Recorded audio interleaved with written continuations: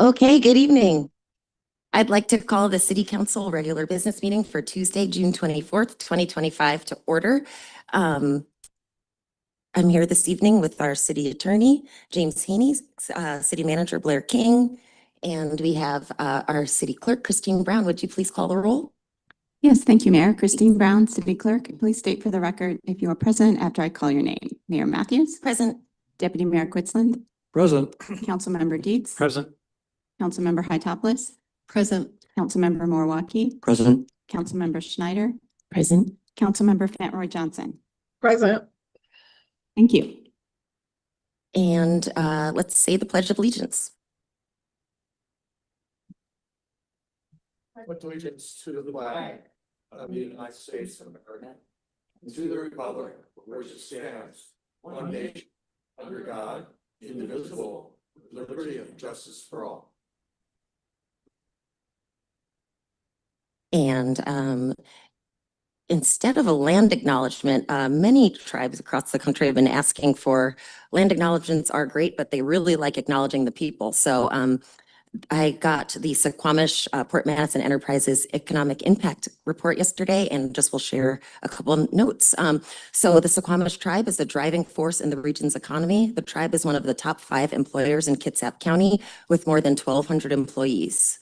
The Suquamish tribe is sustaining local jobs. They support more than 2,200 jobs through its government, enterprises, and capital investments, benefiting both tribal citizens and non-tribal residents alike. The Suquamish tribe is a major economic contributor every month. 7.2 million in payroll is infused into the local economy by the Suquamish tribe. That's 85.5 million annually that supports families and small businesses throughout the region. The tribe's operations and investments generate more than 250 million in annual gross economic impact in Kitsap County and nearly $300 million across Washington state. Its operations generate more than 19 million in local and state taxes annually, contributing to public services, infrastructure, and community well-being. The Suquamish tribe is creating opportunities on and off its reservation. And we are here on Suquamish land and acknowledge that and are grateful for all of the contributions to the community. And next is I will take an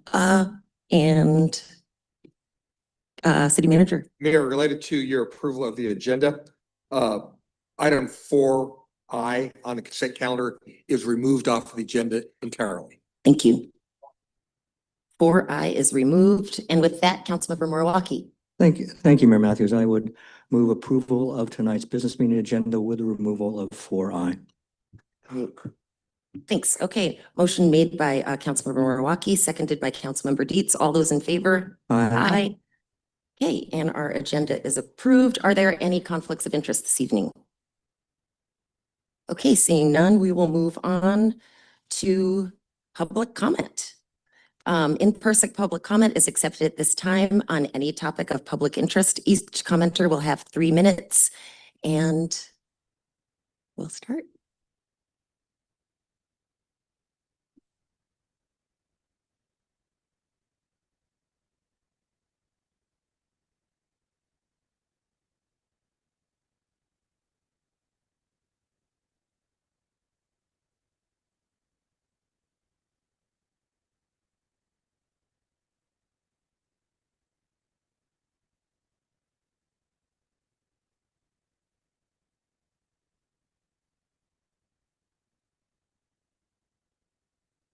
First is Charlie Kratzer. Charlie.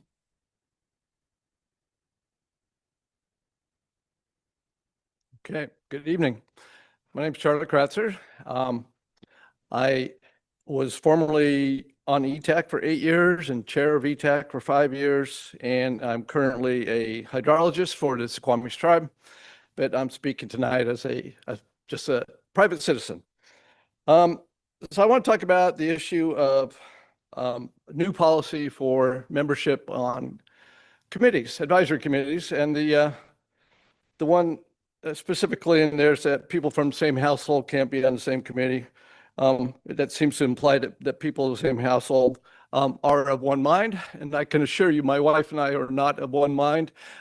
If I say what black, she might say white, up, down, you name it. So I'm not sure how being of the same household applies to the implication that you think alike. So I want to just give a little history about ETAC very quickly. Some of the main accomplishments in the last 10 years that I've been involved were the Suzuki property, the comp plan, and we used to review habitat management plans for the city. That was a free service we provided, and I thought we did a great job. Ever since then, it's been a groundwater management plan pretty much all the time. Some milestones were some of the input we provided on the 2016 comp plan on the water resource and environmental element. We recommend an environmental consultant for the Suzuki property, and we recommended development of the groundwater management plan and developed a groundwater fact sheet that was peer reviewed in 2021. So I'm obviously not going to have time for all this, so let me just jump down to some of the issues. It seems like I know I've been called paranoid by a couple of you in the past, thinking that the council and some staff have been trying to diminish the role of ETAC over the past several years.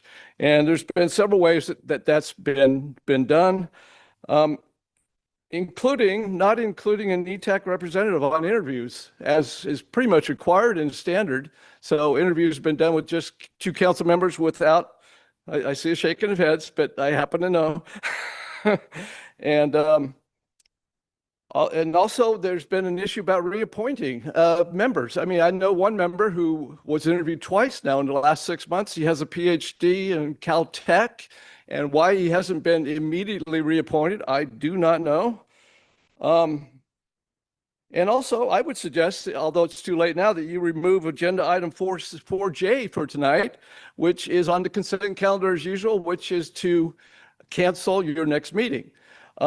We had to wait 9 months in order to present our work plan a couple years ago because we couldn't get it on an agenda.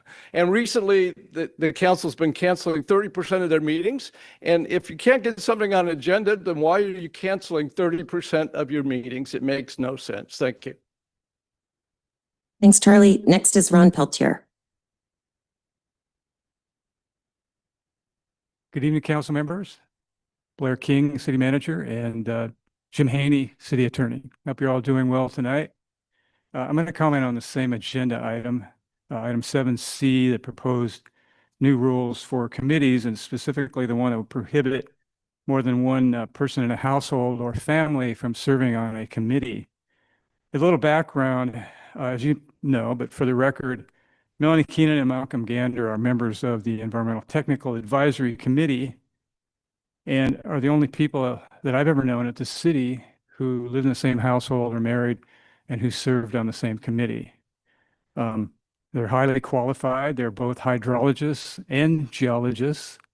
They have at times been outspoken and been critical of some of the city's approaches to developing a groundwater management plan, and I'm sure that they've caused a little consternation with some members of staff. This rule, to me, and without any justification, I haven't seen any explanation or background material in the agenda packet to explain why this rule, what problem it's trying to solve. To me, it looks like targeting, a violation of freedom of association, and unfair discrimination. That's exactly what it looks like. I would note, to kind of pick up on what Charlie said, it seems like the city wants to get rid of ETAC. Now, I don't know that for a fact. I'd like to hear somebody speak to that during your discussion of Agenda 7C. But I do know that in the city highlights, there's a number of advisory committees listed that are looking for volunteers, and ETAC isn't included in that list, and they need volunteers to serve on ETAC. So maybe somebody could address that. City manager, I don't know if you know why ETAC wouldn't have been listed as one of the committees, but it wasn't.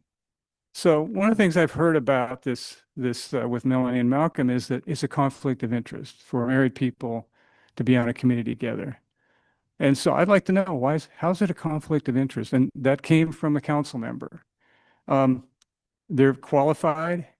I'm not aware of anything that they've done that would be a conflict of interest. If one of them had helped the other get appointed, to ETAC and the other wasn't qualified, that would be a conflict of interest in my opinion, but that's not happening. They're both, nothing like that has happened. This is not, there is no conflict of interest happening here. So I hope that we'll have some good discussion about this rule when you get to agenda item 7C. I got 15 seconds left. And let's have some transparency around what problem this would be solving. And what do you think about ETAC? Do you want to see it go away? And I urge you to nip this in the bud. It's not a good look. It looks like targeting and discrimination. And the longer that this goes on, the worse it's going to look. Thank you and have a good meeting. Thanks, Ron. Next is Eric Ludwig. Lindsay, not at all. Lindsay Browning, you can go one after the, yep, first. Okay. Good evening, all. Great to see you. I'm Lindsay Browning, Executive Director of the Bainbridge Island Chamber of Commerce. I'm honored to represent the Chamber and to share a little about our important role in the community. At the Bainbridge Chamber, we call ourselves business advocates and community connectors. We harness the energy of the island's vibrant small business community to help enrich the quality of life for all who live in, work in, and travel to our beautiful home. We are a small, collaborative, mission-driven nonprofit, and we mirror the values not just of our nearly 400 members, but of the entire Bainbridge Island business ecosystem. Economic development means different things to different communities, depending on size, need, values, and collective desires for the future. Here on Bainbridge Island, economic development means improving the local economy and striving for the well-being of its residents. This involves fostering job growth, addressing housing and public transportation infrastructure, attracting and keeping small and locally owned businesses, and enhancing the overall quality of life for our area. It's a multifaceted approach focused on sustainability and prosperity. In addition to a strong working board of directors, the Chamber leadership team is supported by a deeply engaged economic development committee with representation across numerous industries ranging from professional services to light manufacturing. The committee's goal is to understand and actively work to ensure the correct conditions exist on the island in order to support, enrich, and nurture locally owned businesses. With strong subject matter expertise, deep knowledge of the local and regional economies, and widespread community confidence, the Bainbridge Chamber is uniquely positioned to advise and engage with the City of Bainbridge Island on economic development efforts. For nearly 100 years, the Chamber has helped build bridges between a broad array of community stakeholders, including businesses, nonprofits, local and state government, and residents of all ages. I use build bridges intentionally because I understand the Chamber was a key advocate and contributor in the construction of the Agate Pass Bridge in 1950. We are proud of our long, strong, and successful partnership with the City of Bainbridge Island, and we are grateful for the opportunity to work together in greater depth. We look forward to partnering as a strategic consultant focused on economic development, critical data gathering, data sharing, and community preparation.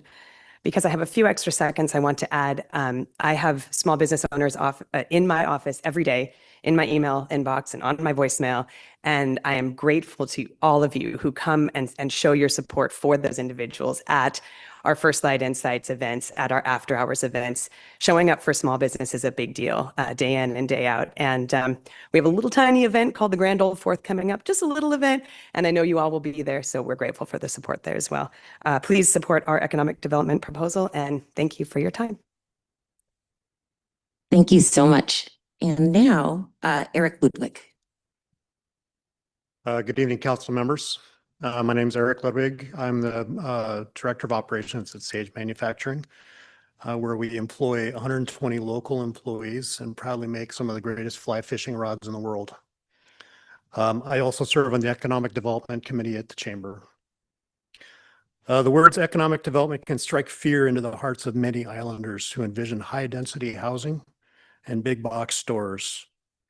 We need economic sustainability that supports diverse, small to medium-sized businesses with employees, affordable housing, and a connected transportation system that builds community while increasing revenue.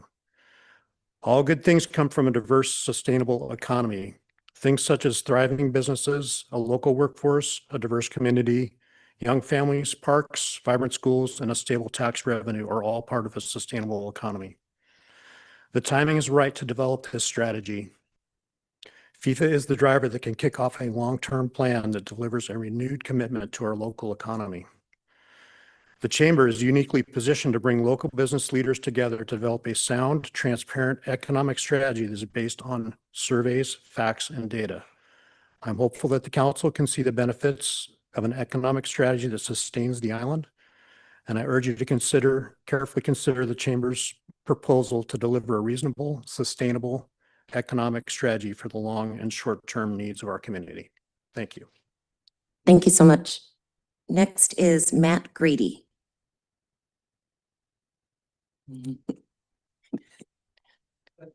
Oh, it's okay. Who's on first? So I'm, good afternoon, council members. I'm David Martz. I'm also a member of the Economic Development Committee. I did want to point out, we're here talking about economic development, and I think Mayor Matthews started the meeting with not a land acknowledgement, but an acknowledgement of the incredible economic development work of the Suquamish tribe. And that's exactly the kind of data, the kind of information that we're trying to uncover through the work in the proposal we have before you. So I'm a volunteer, as the rest of us here are here serving on the Economic Development Committee.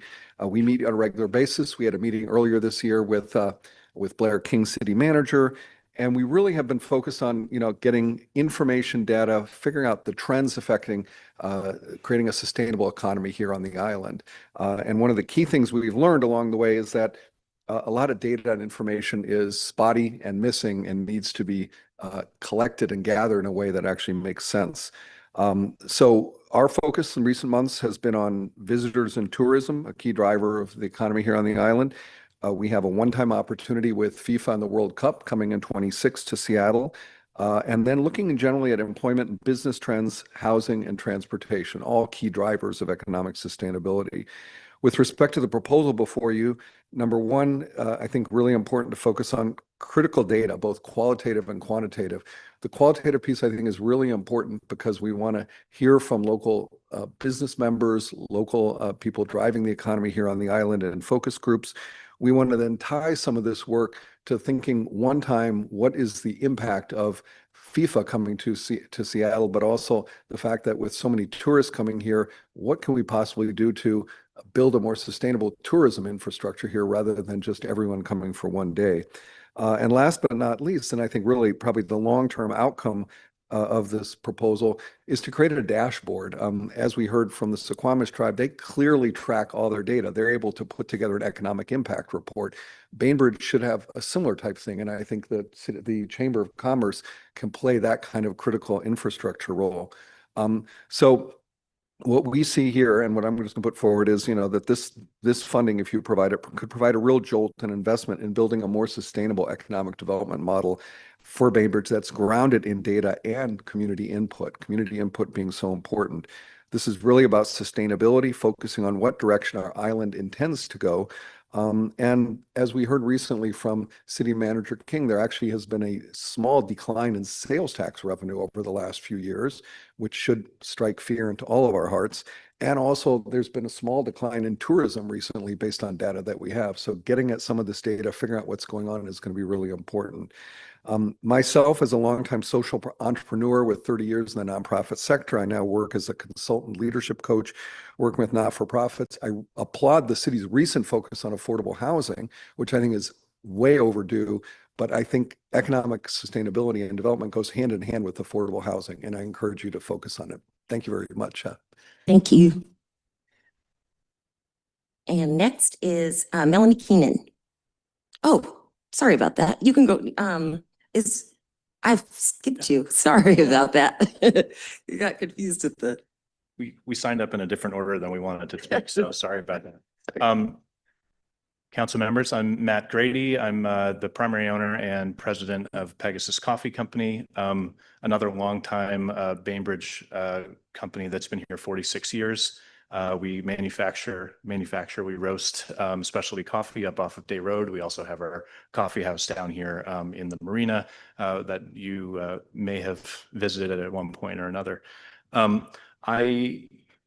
My colleagues here have done such a wonderful job already talking about the proposal and urging you to consider this partnership between the chamber and the city to work on economic development issues. I won't try to cover what they did. I'll just briefly tell my story and how I got involved with this. As a local business owner, spanning two sectors, retail and manufacturing. I discovered that it is very difficult to do business on this island.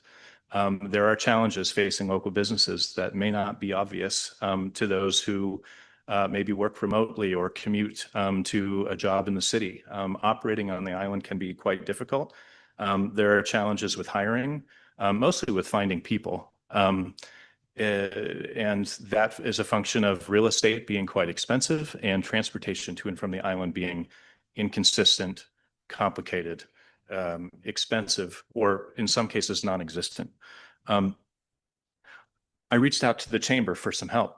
And when I got involved with the Chamber of Commerce, I found that I was not alone. There are many, many other businesses with very similar challenges.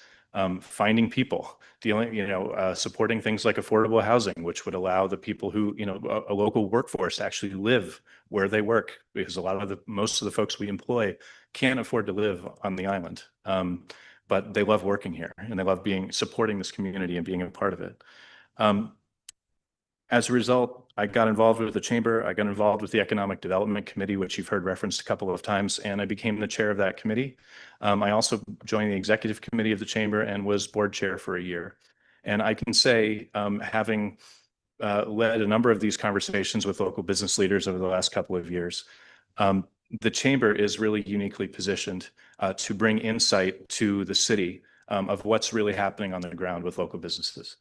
We are not a local economy that has lots of national chains or big companies. We're talking about people who also live here, people that you're going to bump into at the grocery store, who are members of this community and they support this community day in and day out in their business life and in their life outside of work. So here to just say, please consider this proposal. The needs of business are significant here, and we play a significant role in creating the community that we all love. So thank you. Thank you so much, Matt. Now, Melanie Keenan.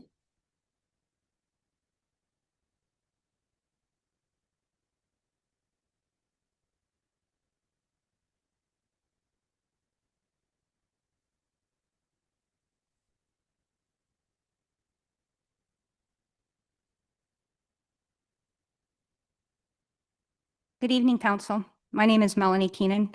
I'm a citizen volunteer on the island with ETAC and the Groundwater Management Plan Subcommittee. I'm speaking to Agenda Item 7C. The agenda does not provide basis or rationale for the proposed revision to city committees related to more than one person per household serving on a citizen committee. This is a concerning lack of transparency, and it does not provide the public with necessary information for informed public comment. Then there is the fundamental problem of discrimination against marital and familial status inconsistent with state laws associated with employment that should be reflective of rules for citizen committees.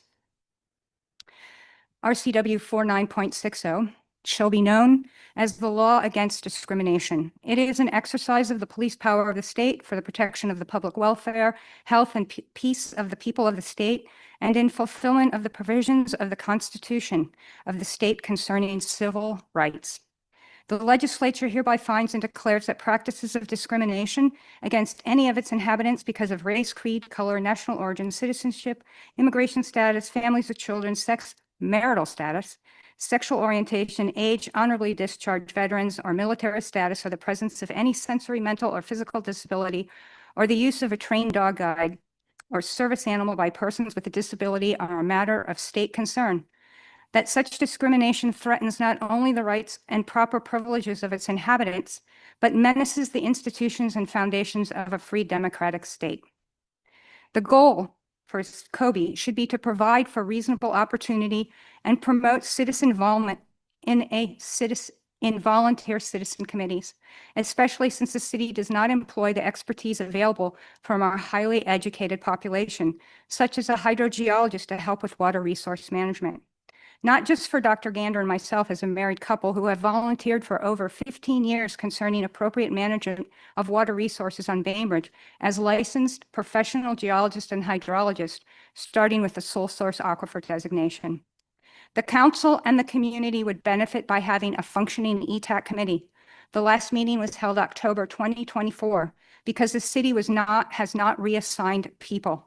Today we have 5 highly qualified and experienced people from a varied background available to provide advice to the council to complete a successful groundwater management plan and help update the complant water resource element and environmental element. Also, take precautions with open-ended language on streamlining all committees because different committees have different goals and objectives. Unspecified administrative restrictions could be counterproductive.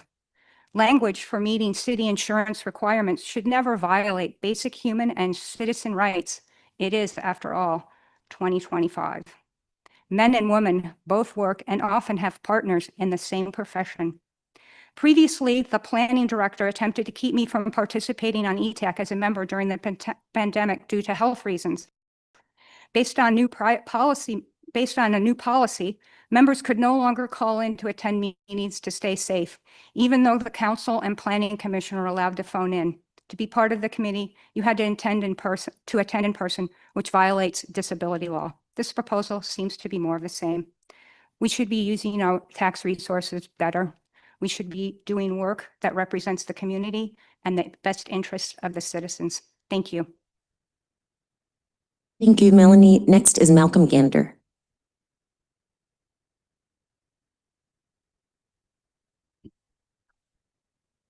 Thank you, Mayor. Malcolm Gander, Rolling Bay, ETAC member. I don't think we should be spending any time going over some kind of change where you have motivated and qualified people who are volunteering their time, looking to exclude one of them because if there are 2 of them, one of them is in a household. I think that's a really poor way to spend our time. The information we provide on ETAC, the summaries we prepare, all of this information that we distill down for City Council, for the Planning Commission, this is going to be out in the public domain, whether Melanie and I keep serving on ETAC or not. It's going to be way more efficient, though, if City Council lets us continue to serve. When I was interviewed in April for ETAC with the mayor and Clarence, I offered to provide information in summary fashion for issues that come up when they have regional meetings. For example, we have 12 perennial streams. You've heard me talk about this before. It really hasn't come to light at all that most of these streams, the stream flow is getting way low. It's going down, down, down, and or the water quality in these streams is really low, either from the septics or really poor stormwater management. We need to have a monitoring program, okay? So when Ashley or Clarence or some of the other people are talking to their counterparts in other organizations, they can use this kind of information that we can provide and we will continue to provide. Specifically, I have a background in wastewater treatment plants. I run 2 over at the base.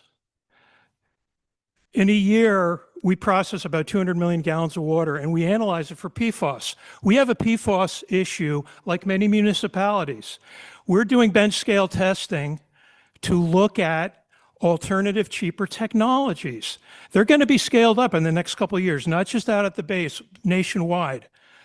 You can use this information from volunteers like me. Let me continue to do that. Let us serve. Thank you. Thank you, Malcolm. And next is Richard Potter.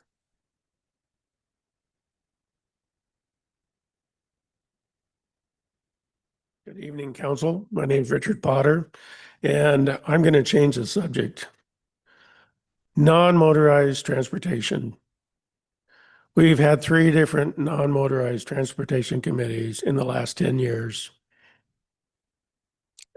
I think all of their reports have been thrown away. You, City Council, have a sustainable transportation plan already approved. We don't need any more planning. We need funding. We're just now we just finished the Madison Avenue project. And then, I don't know if that was a sustainable transportation or not, but it was a bundled project with lots of utilities and things. We're going to the head of the bay and Wyatt Way and improving that. That is a sustainable transportation project. And your goals in this plan is to connect the 3 centers. It's going to take 6 to 8 years to get there. We don't need any more planning. We just need to implement the plan, and you, City Council, need to fund the projects as they come up. Every single time, you have to vote yes, you have to put the money to them and get them built. That will improve safe driving on the island. Thank you. Thank you. We have a remote, I believe, too.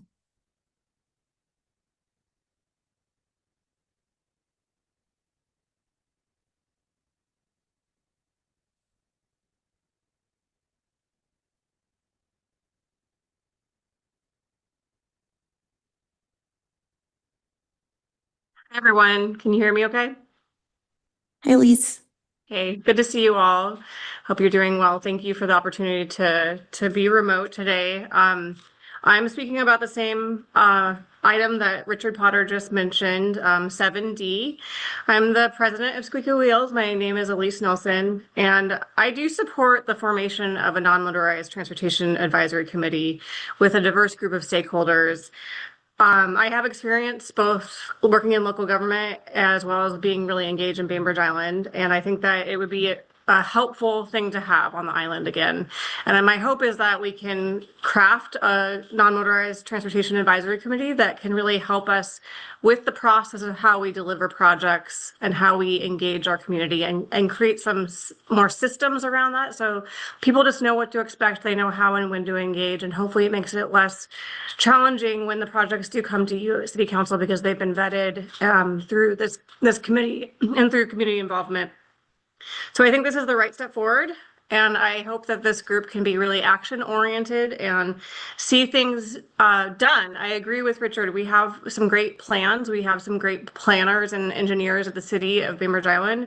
And so I hope that we can work together to define a committee that can be action oriented and successful in delivering on our plans, which will take sustainable funding as well. So thank you for the opportunity to speak tonight. I am hopeful that you will make forward motion to create this committee, and I'm standing by to help and thinking more about its formation if that's useful as the president of Squeaky Wheels, as well as a local government employee in nearby city Seattle and experience staffing committees. So thank you for your time. Have a good evening. Thank you so much. Okay, is there anyone in here who didn't get a chance to sign up but wants to speak? Okay.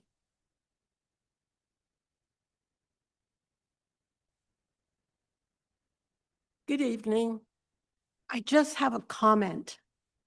I saw a red stop sign go up from this gentleman. Don't do that. I've been to hundreds of meetings. It is rude, it is obnoxious, and it's unnecessary. If you think the person's gone over the time, you can say out of time. That's all. Thank you. Thank you. Okay, with that, we are done with public comment and we are on to our consent agenda. Councilmember Moriwaki. Thank you, Mayor Matthews. I move the approval of the consent agenda as presented to City. Okay. Okay, motion made by Councilmember Moriwaki, seconded by Councilmember Dietz. All those in favor? Aye. Aye. Any opposed? Okay, that passes. And now council announcements. Want to go, Councilmember Morrow? Try to be as brief so some of our folks can catch a ferry and get over to the conference and your airplane flights. Mayor Matthews and I dedicated the new observatory. It was quite really a wonderful affair. That evening, I went to the Bainbridge Island Museum of Art Bash, and it was a 60s theme. And so I wore my costume that evening, which had bangs and tie-dye t-shirt and the rest. And it was an impromptu idea by the co-chair of that committee or the event, said you should wear that to a city council meeting. And so it became an action item. And your brother, Dana, bid $1,000 that I would wear it to a city council meeting. And so I will do that in the future. And I also put on my 50th anniversary or 50th reunion badge to prove that I did have bangs at one time in my life. So that's something that I think would be fun in the future. And also, pardon me. Sorry. So much of time there. I would just, in the sake of time, move on. And come back if you find it. Councilmember Schneider. Thank you, Mayor. So we didn't have time for reports last time around. Otherwise, I would have mentioned that I had missed the previous meeting because I was in Providence, Rhode Island for a Strong Towns conference. And I just wanted to say how privileged I felt I was to be there. And I did write up some notes. I put a huge amount of time into it. I sent it out to council members. If there's anybody out there that wants to see those notes, I'm happy to share them with you. And I just wrote them up as my 3 biggest takeaways. So anyway, there was a lot more than 3, but I knew I needed to keep it short. Thank you. Thanks, Councilmember Schneider. I'll go quick. So last week we had the public opening for the Emergency Operations Center. That was well attended, and it was great to see so many folks interested in that, which council got to see a few weeks ago. And then I had my Kitsap Regional Coordinating Council Executive Committee meeting. And one of the things that was released last week were the ADU plans. So I know there have been lots of questions about that. And so stay tuned. I believe there's going to be a page or a landing page on our website soon. Yes, Bainbridge Island is participating. And so stay tuned for more news and check out our website. It was really exciting for all the cities to come together and be working on these plans together. So kudos to all the cities involved. And we now have 25 permit ready plans. You still have to go through planning and all of those good things. So, and then I had a Find the Note ribbon cutting, which was super fun at the TNC piano. One of the Eagle Scouts did a very cool project where you can look at little QR codes and find notes for connections around the island. So really cool. Battle Point, the observatory, Councilmember Moriwaki already mentioned. So just honoring the 3 founders and a good event there. And then this weekend, I know there was something, but I don't remember. Oh, one thing that I wanted to remember, that I wanted to mention was that Kitsap Public Health District, we met last week or the week before, I don't even remember now. And if you notice those letters that you see in some restaurants, like in New York, I don't know if they have them in Seattle, but it's letters like A, B for your score, your grade of how safe your establishment is. Those have to go up in licensed eateries by July 1st. So we will start to see those around here. If you are a licensed eatery and you have questions about that, reach out to Kitsap Public Health District. And that's all I have. Councilmember Ferntrey Johnson.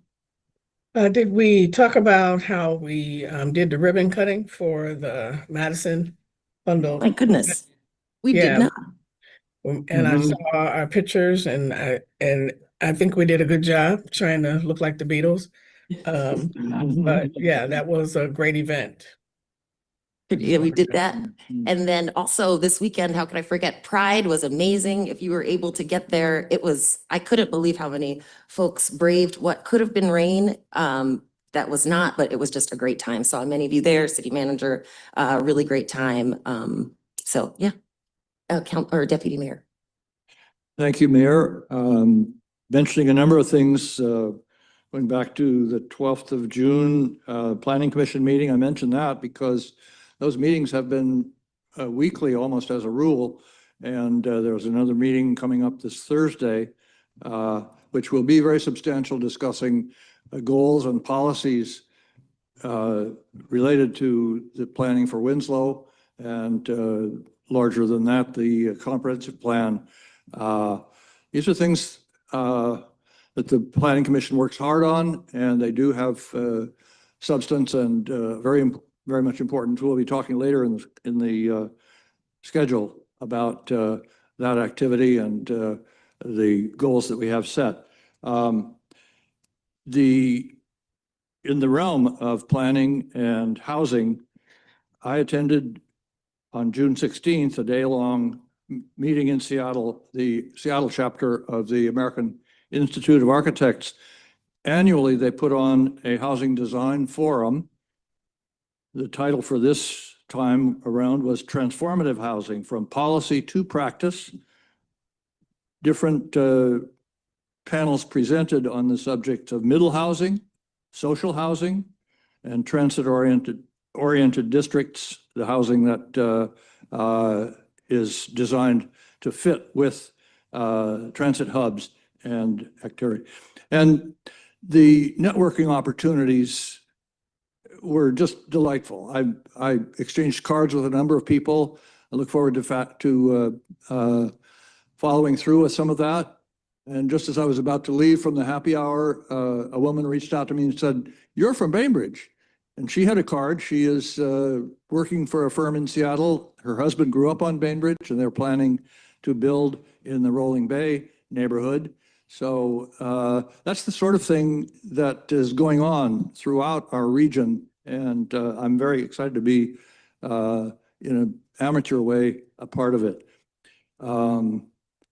On the 17th, the next day, some of us participated in a tour organized by the Kitsap Builders Association, seeing a range of different sorts of projects, large and smaller scale, including a Habitat for Humanity community. Councilmember Dietz may want to speak about that. That was very enjoyable. And the next thing was on Bainbridge, the 19th, Housing Resources Bainbridge held an event that was publicity and fundraising in connection with the Finch Green project. My brother Dana and I enjoyed attending that and meeting with the people involved and other people like ourselves, seniors and interested in the project. On the 21st, there was an open house at the Bainbridge High School. The Parks and Recreation department are involved in their comprehensive plan, and I really enjoyed participating in the discussion and looking at different maps and talking with a range of people. Later in the day, I went to the Pride event in the afternoon when the risk of rain and gray skies was pretty much gone. Enjoyed the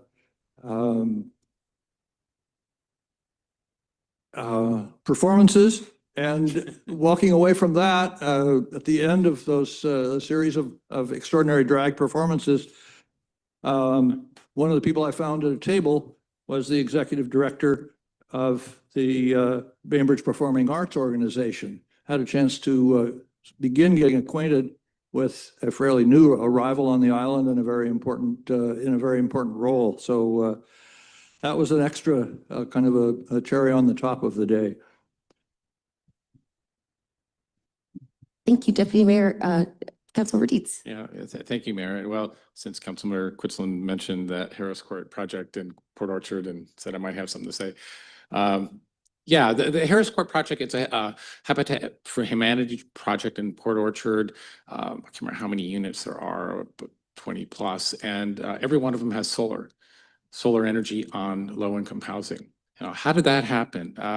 Well, back in the day, there was a nonprofit that I ran, and we put together a Solar for All program that we managed to get solar on. We initiated the project because that project was just getting underway, and we found a way, no special subsidies or anything, but we found a way of marketing and funding solar for these homes. So the idea being that just you do not have to be wealthy to have solar. And we proved that. And it was very gratifying to go back. It's been so many years since I'd seen that project that Habitat continued to every time they built a house, they would put solar on it. So that was very gratifying to see.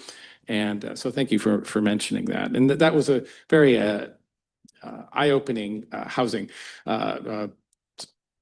If you remember, colleagues, there was it was Mayor Matthews and Deputy Mayor Quinlan and myself who went on this. And there was a statistic, if I remember, 72% of people who live in Kitsap County cannot afford a median priced home. I think if I got that right. So that is my report. Thank you. Thank you. Okay, now we're on to City Manager's report. Thank you, Chair. I have one announcement that I'd like to make to highlight a public works project that will begin on July the 16th. Soon, every postal resident or recipient in Bainbridge Island will receive a postcard to announce the road closure of Eagle Harbor Drive at the head of the bay beginning July the 16th. The city will commence a fish passage project, which will remove an existing 30-inch culvert and replace it with a 15-foot wide concrete box culvert. This project is in association with the Eagle Harbor Drive Wyatt non-motorized improvements as well. There will be access provided for pedestrians and cyclists through that area, but it will be closed off to vehicles and will require a detour around Fletcher Bay Road to High School Road. That period of time will be from about July 16th to early October. So we acknowledge it will be inconvenient. We know that it will affect people's schedules. Several of us here will be people subject to that detour and it will alter people's lives. But nevertheless, it's a project that we want to undertake. The construction methodology requires that we close the roads, but we want to get that out to the public. Again, everyone will be getting a postcard announcing the road closure, and they'll be seeing an electronic message sign announcing the road closure as well. Thanks, City Manager. Okay. Oh, Mayor, sorry. if I may, there was one detail, City Manager, that for bicyclists and pedestrians, there will be a passage. Bridge, right? There will be a passageway that will be there for cyclists and pedestrians. So they can continue to traverse that area. But again, vehicles will primarily be required, for example, from other areas to go around Fletcher Bay, and we acknowledge it will be inconvenient for the residents there, and also High School Road. The best that we can give people is to be empathetic from our standpoint. And I can tell people, I'm going to be one of those people that I have to use the detour myself, along with several other people. And in terms of being accountable for the project, we want to pursue the project in a timely way. It will be a beneficial project. It is needed. It's an important environmental project, and it dovetails with the non-motorized improvements that will be constructed there. And at the end of the day, there will be improved fish passage as well as a widened shoulder to accommodate pedestrians and cyclists through that area. Thank you, Councilmember Octopoulos. You started answering, but I'm just wondering if there's a clear plan for how people will be routed. Is there any sort of extra, I don't know, traffic control or anything to help all those people take that route? Public Works has been in communication with both Kitsap Transit and the Fire District. They are aware of the road closure that will be there. School district will be contacted as well. The area that will be closed again is the head of the bay, Wyatt Eagle Harbor. The detour route, primarily people will figure it out, will be if you want to get into Winslow from Linwood, will be from Fletcher Bay to High School Road. So we already know from experience, those people that live along that route will be inconvenienced, and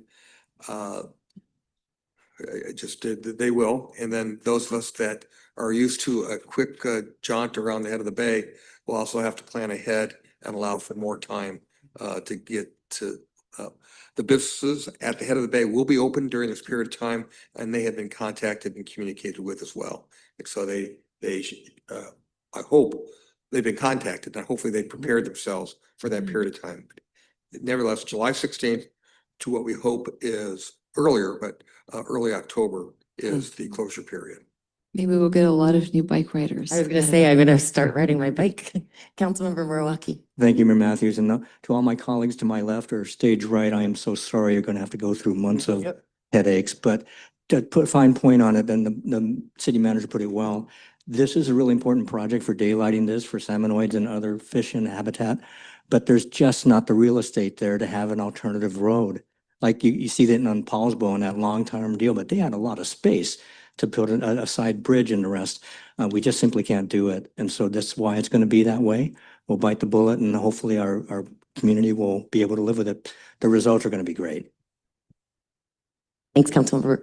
Okay, and next we are lost where we are. Ta-da. That was the end of city manager report. All right, we are on to regular business. First, 7A, receive update on the Winslow sub-area plan and comprehensive plan. Yes, we have our report, and I think we have some significant news for the council this evening. Patty Charnas will deliver it, but again, I'll let her deliver the news, but I think it's significant, and it is what I would say, I hope is an accelerator for completion of the Winslow sub-area and also the comprehensive plan. And I'll let Patty explain the news. Thank you very much, City Manager. Good evening, City Council. Patty Charnas, Planning and Community Development Director, back from a quick vacation with my daughter who's visiting from New York City. This monthly update will be short but substantive, as the City Manager has indicated. I'd like to give you some recent updates from the Planning Commission, what we're doing as staff, talk a little bit about land capacity, and then conclude with notes on the future. Last monthly update, we shared with you Planning Commission preliminary recommendations for development standards in the High School Road and Ferry districts of the Winslow Town Center. Those were in the High School Road district, a floor area ratio, which is an expression of density of up to 4.0, only if affordable housing was part of the proposal, and a maximum building height of up to 55 feet. With the Ferry Road, we had a similar floor area ratio recommended by the Planning Commission of 4.0 and a maximum building height of up to 65 feet. We submitted this to our consultant who has special skills in doing land capacity analysis. And after about a week, they came back and said that a floor area ratio of 4.0 would require a very tall building. So this is why we're using maximum building height instead to do a land capacity analysis. A land capacity analysis is going to tell us how many housing units these zoning districts with these preliminary basic zoning standards can accommodate. Land capacity analysis is part of how local governments are accommodating new housing standards. And I know this is microscopic, but what this is a page from of our draft environmental impact statement, which is revealing the Kitsap Regional Coordinating Council assignment of housing targets by jurisdiction. City of Bainbridge Island has to new mandates, never having had to do this before, accommodate and show sufficient land capacity for 1,977 units of housing, which is distributed over different kinds of housing household incomes. The land capacity analysis has never been more important. I've been at the helm of organizations that have had to do land capacity analysis. However, under the auspices of the new amendments to the Growth Management Act, brought on by several bills, but not the least of which is House Bill 1220, land capacity needs to follow a standard methodology as much as possible. This is also true of new, updated, and I realize this is microscopic, Washington Administrative Code that implements these new rules on how to do land capacity and meet those rules. The Department of Commerce gives step-by-step, rather descriptive process of how to follow a land capacity analysis by first looking at the zone that you are proposing, and then the housing, and it goes through various other steps to conclude with how close you are meeting your goals for housing and what you may have to do to address the gaps. Now, I'm oversimplifying, and I'm far and away not an expert on land capacity analysis. But there are certain things I do know that you must consider in terms of the parcel by parcel analysis. It's a lot of qualitative as well as quantitative mathematics. And you are to look at whether it's able to be developed is it currently underdeveloped? And importantly, through another amendment of growth management, we are prohibited from causing displacement. So we must ensure no displacement. So in the agenda bill, I describe some preliminary numbers of this interim land capacity analysis that our consultants are currently working on, and that we're currently working with them to make sure in ground truth that it's has a high level of veracity. And we believe, I wonder what happened to the last slide. Well, the last slide, what's that? Oh, there we go. We believe that the Winslow sub-area will be able to accommodate all of our housing targets under House Bill 1220. We strongly believe that this will be the case as we continue to refine this interim land capacity.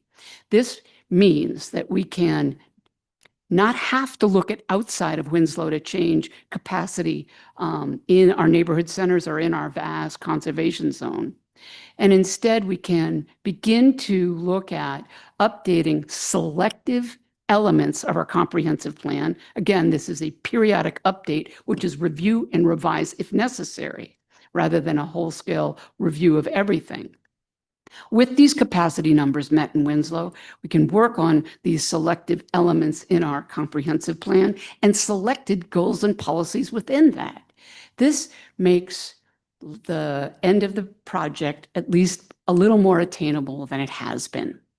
So this is great news. And we really look forward to come back to you next month with even more better news to report. Thank you very much.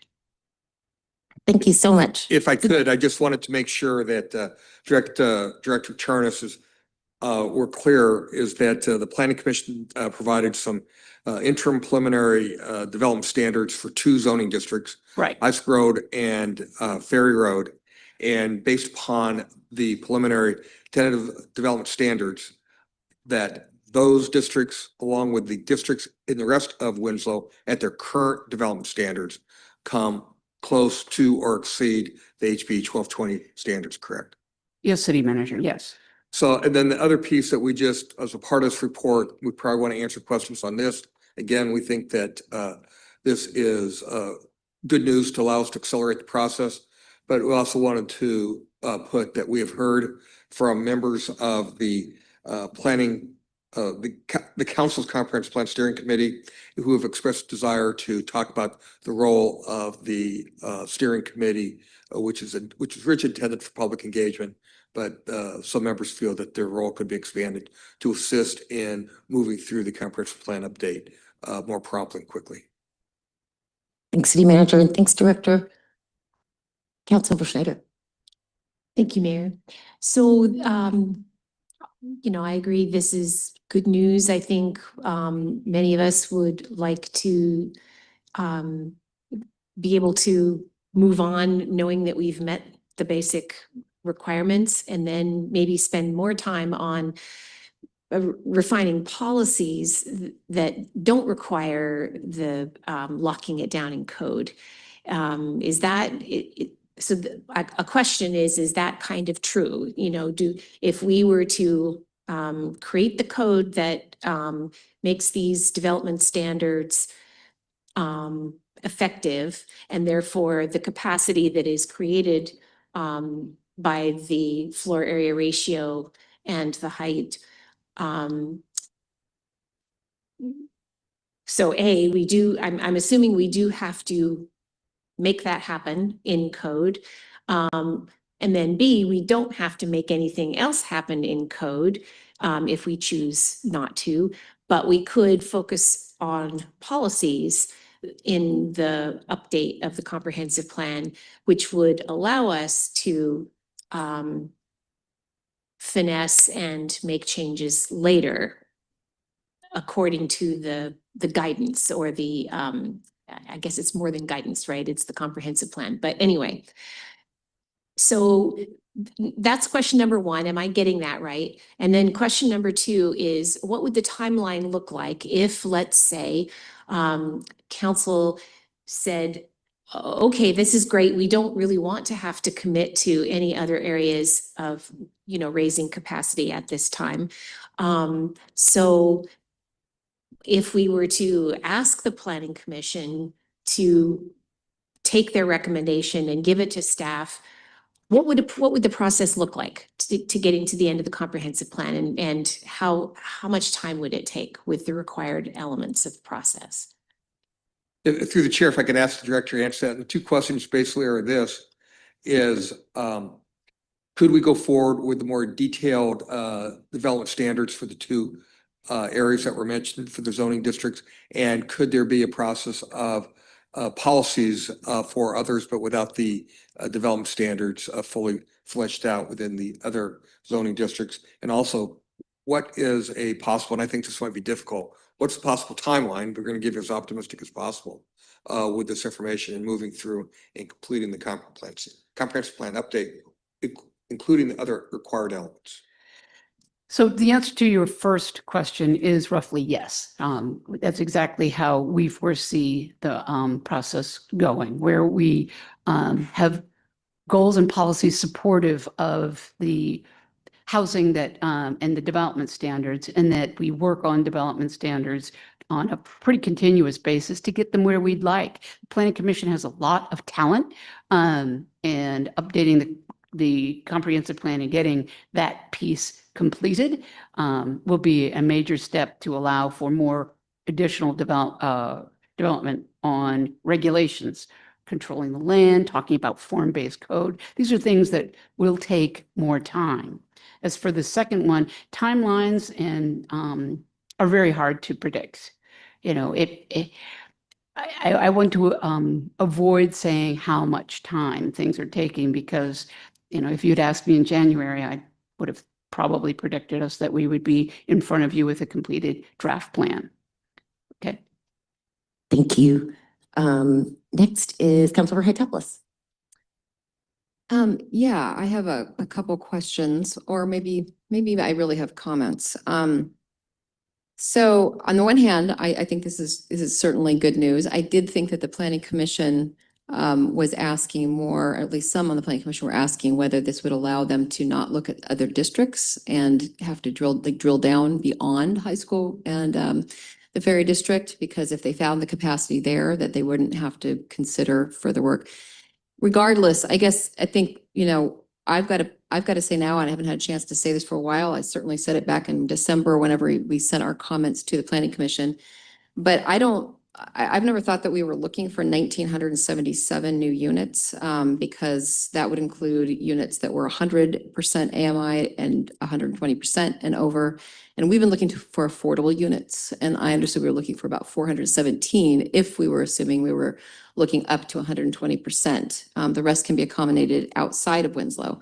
So if we're looking at having found in the vicinity of 2,000, I think that's what I was saying somewhere, the 2,000 new unit capacity, we're going well above the minimum.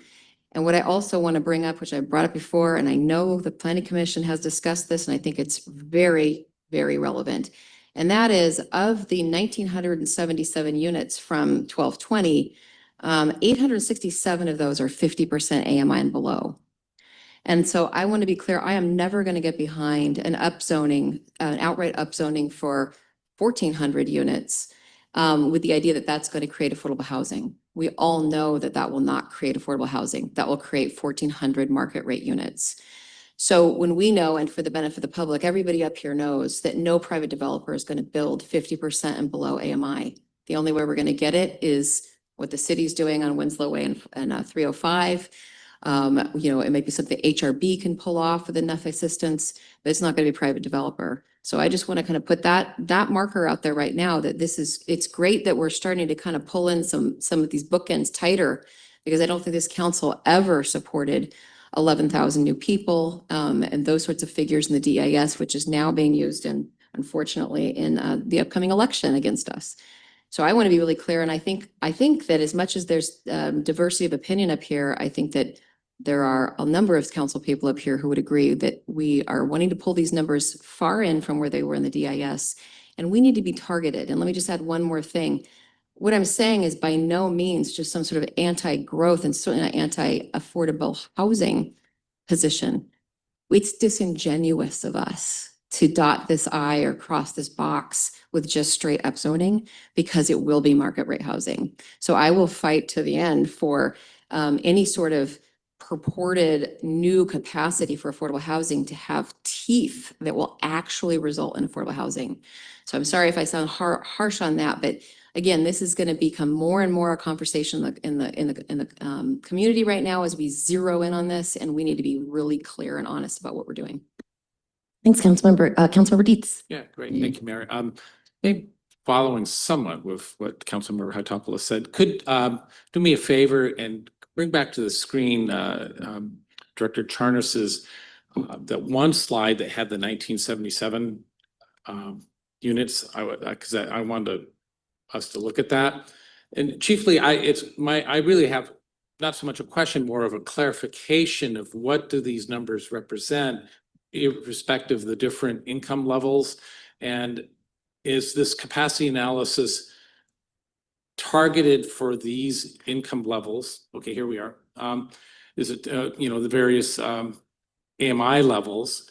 And so it's a clarification. What are we actually looking at with these numbers? Of course, there's this here on this screen, but more of the capacity analysis. How do the two connect in respect of the consultant's view that this we can fit this through this capacity analysis? Does my clarification make sense? I just want to make sure myself and others understand the analysis, how the consultant's inclusion, if you will, fits with what we're looking at here. And is there some details? Because if I don't quite understand it, then I imagine probably most people don't.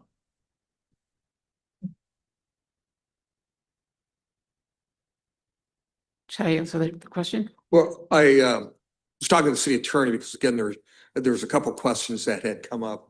One of the questions was as we present information for the tentative preliminary development standards within the High School Road and the Ferry Landing District, does that mean the other zoning districts within Winslow would not necessarily have to be changed in terms of the current in place development standards? And I was going to ask the city attorney to respond to that.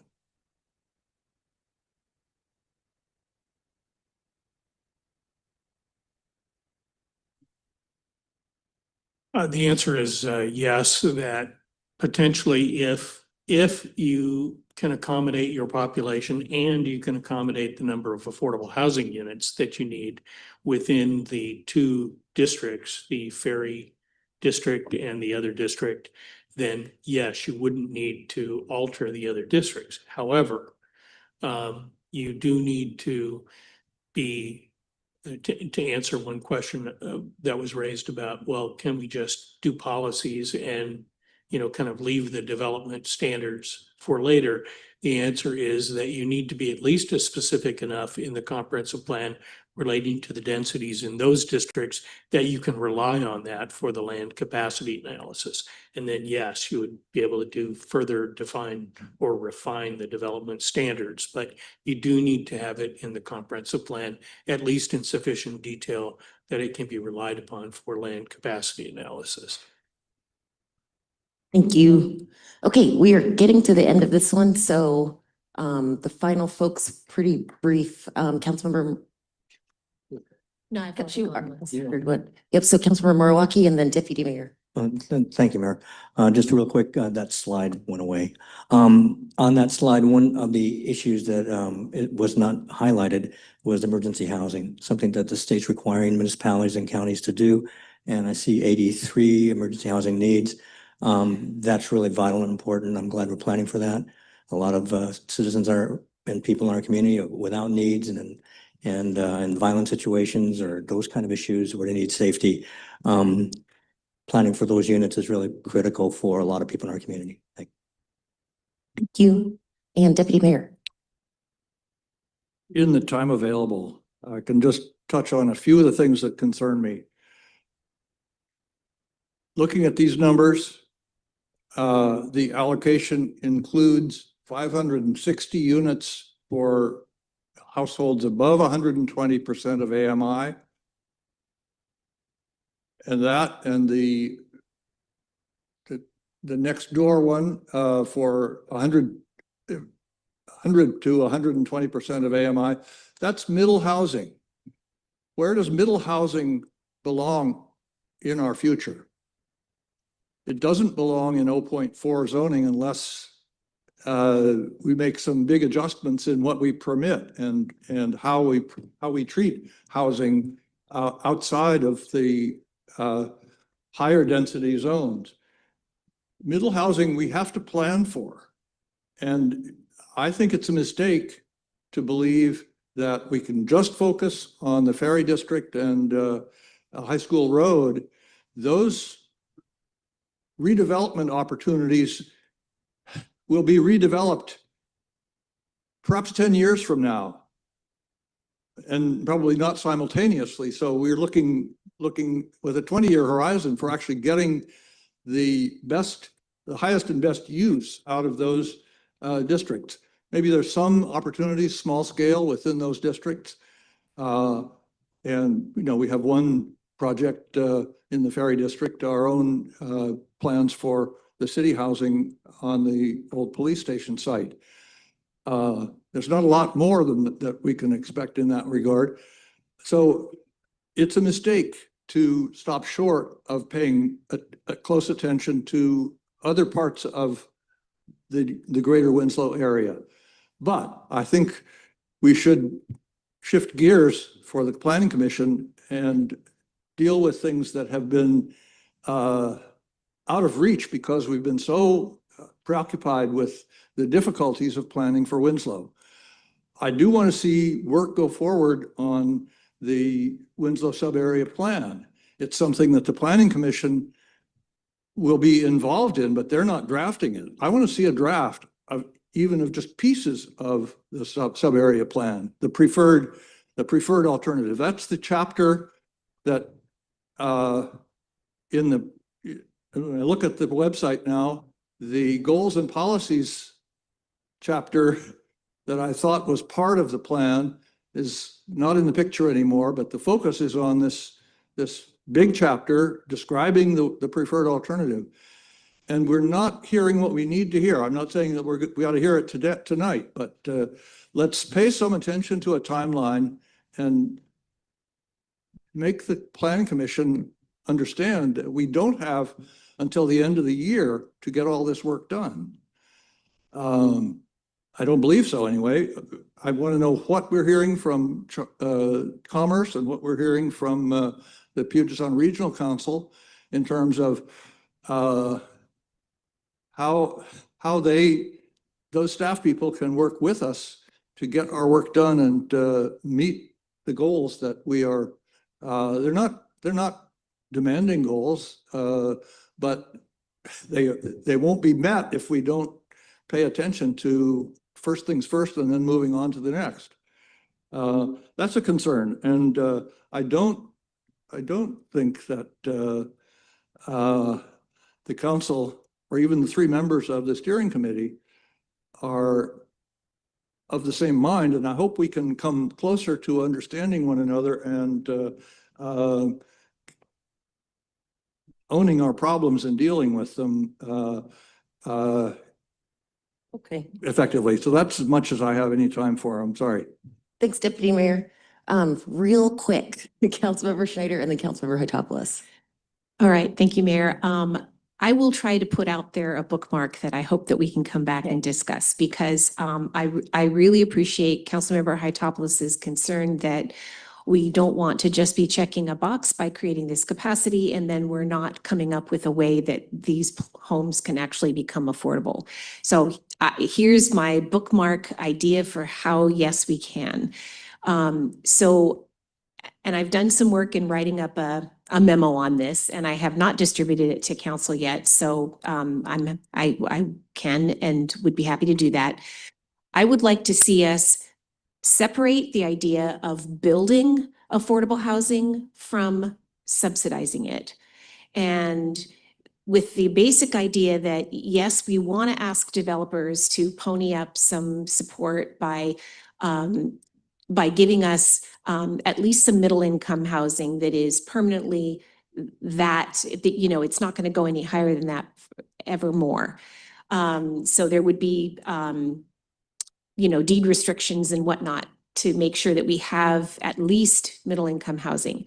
And then we need additional subsidy to bring those prices down. And for sake of simplicity, I'm only talking about housing purchase now because rentals are a lot more complicated, but you know, it's all kind of in the same realm. If we have two examples of this already. We have Wintergreen, where HRB bought units and then subsidized them additionally. And then we also have the Oliver, where HRB bought units with a lot of help from the city and then was able to make them very, very affordable. So the developers in both those cases did their part. In one case, they built them and sold them at their cost, so they weren't making any profit. And in the other case, they made use of some affordable housing tools that were available. So I think that we can have integrity about getting to these lower income levels. We just have to think a little differently about separating the building of it from the subsidizing of it. Thank you. Thanks, Councilmember. That was not quick, but that's okay. Councilmember Hightower. Yeah. All right. Well, I have lots of thoughts I'm not going to share. So, but I just wanted to ask, well, two things. I wanted to point out to following up on Councilmember Moraki's point about the 83 units of permanent supportive housing, I think is what he's pointing to. Emergency, that's an example of something that's not something we can zone for. So my biggest concern is you cannot zone for a bunch of this. And well, I won't follow up on the other stuff. And the other question, I did have a question, it may be too big of a question for the city attorney. And if so, maybe at some point the council merits a conversation about this. I mean, at least we have access to the city attorney, unlike the planning commission, reasonably so. And that is that just kind of to get a better understanding of what is clear enough, what is short of zoning to do this. And again, this could be another conversation another time, but to get into the comprehensive plan so that there's this, it satisfies the state and ourselves, because I'm not saying we're not going to do it, that here's our plan. And one of my particular questions is, what is the role of a future land use map? When I've looked into that in other jurisdictions, it seems like a useful tool that shows where we intend to go, and then we're committing to this, but it doesn't, but the zoning, I'm assuming from what I've looked at, rolls out over a period of time, and you're thoughtfully doing that. So I don't know if the same attorney can give any guidance in a short forum, but yeah.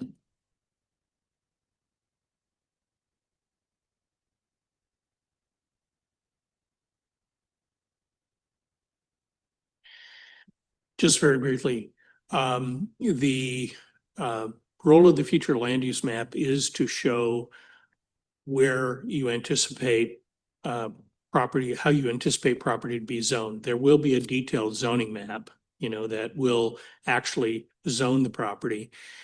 You do need to, and this is one thing that goes back to a question I was answering earlier, your development regulations do need to be consistent with your comprehensive plan. So, you can't just wait forever and say, okay, we're relying on this in our comprehensive plan to do this housing, but we're going to do our development regulations over time. You do have to have the development regulations consistent with your comprehensive plan. So it'll be relatively short order between doing the comprehensive plan and doing the development regulations, and the development regulations will contain the zoning map. I think in a lot of times in the future land use map, you're looking at a sort of, and this is different for Bainbridge Island. Some cities have future land use maps that have very broad categories of uses, and then the zoning map is what establishes the actual uses. Bainbridge Island, like a number of other jurisdictions, has a future land use map that basically matches your zoning map. So those future land use map becomes more than just a sort of long-term guide under those circumstances. Thanks so much, City Attorney, and thank you, Director. I'm excited for Planning Commission to get this news and get their work started. Okay, not work started, obviously. They get working with that in mind. Okay, next we are on to consider proposal from the Bainbridge Island Chamber of Commerce related to a series of tasks for economic development. Yes, Mayor, and through the chair. This is a proposal from the Chamber of Commerce to conduct a series of economic development activities. The question for the council is for them to consider the proposal tonight, deliberate, and then, if desired, forward this to July 8th for possible final action. In October of 22nd to 24, the council set aside $140,000 for economic development. I will say economic development is somewhat of a generic term without definition. The council did not define that term at that time. Subsequent to the council setting aside that money, that was identified by several organizations, the Chamber of Commerce came forward with a proposal for $80,000. What they're proposing is an 18-month scope of work. They basically broke down three major tasks.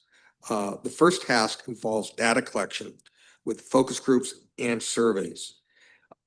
This work would be the basis for additional future work, and it is somewhat traditional as the first steps in the development of some type of comprehensive economic development implementation plan or overall economic development plan. The amount of money between the two, the focus groups and the surveys, is about equally spread. The second major task deals with leveraging the World Cup in 2026 for economic benefit for the businesses of the community, and in terms of my perspective, hopefully increasing sales tax activity related to the World Cup. The third major task is the development of what's referred to as an economic development dashboard.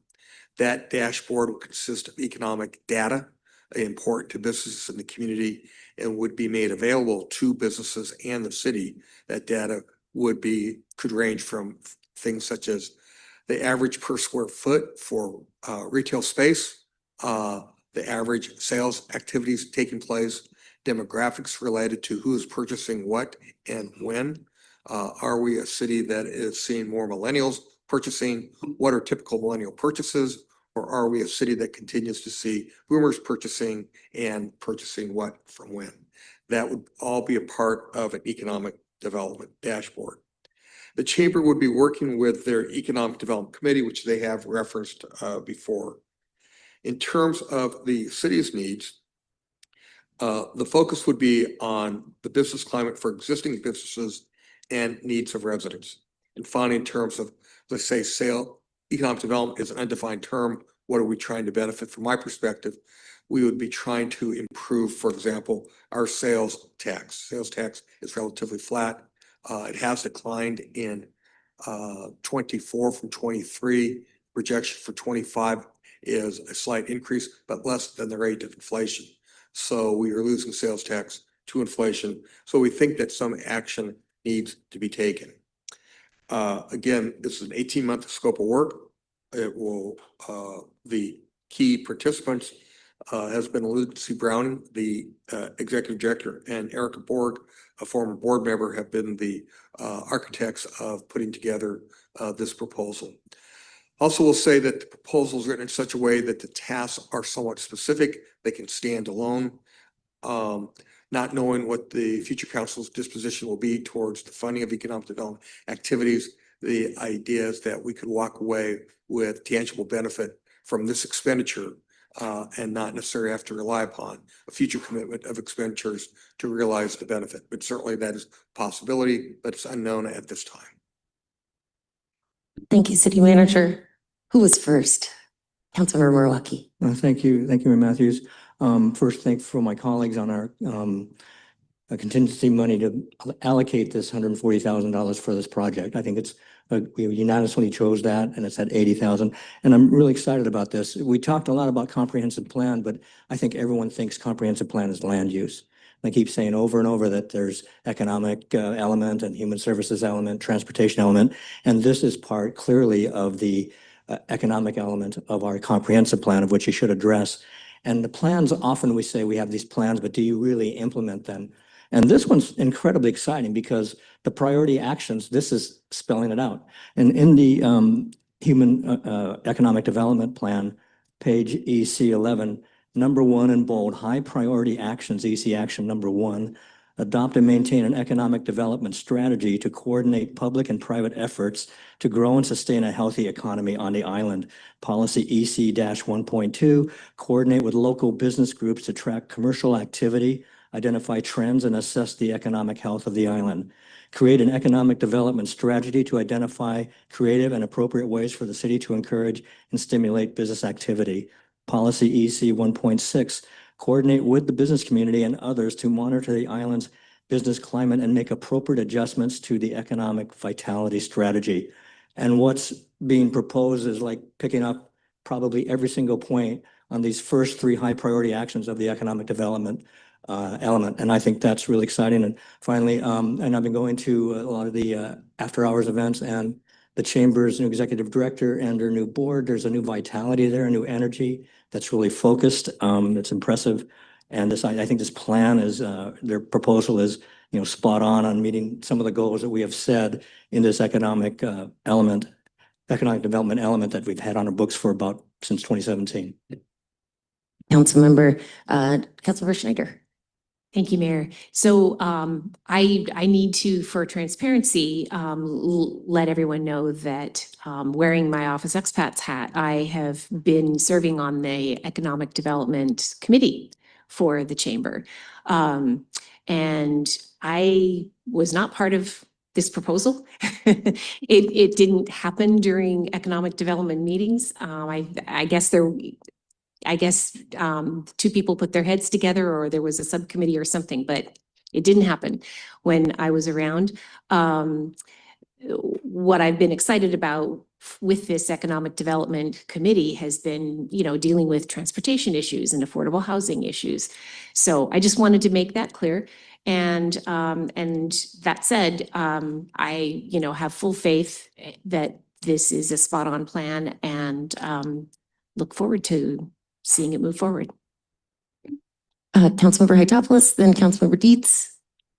Yeah, only just one thing I want to, it's so obvious, but I want to put it on the table. And that is that, when we supported this, and I know that when I personally supported it, having never really wanted to put money behind economic development before, it was, for me, what really drove me was the realization that, we are perpetually in a difficult financial situation as a city for the very reason that we have grown and made the choices that we've made on the island to look the way we are, to function the way we are. In other words, not to have box stores, to have all this rural area, many, many streets, et cetera.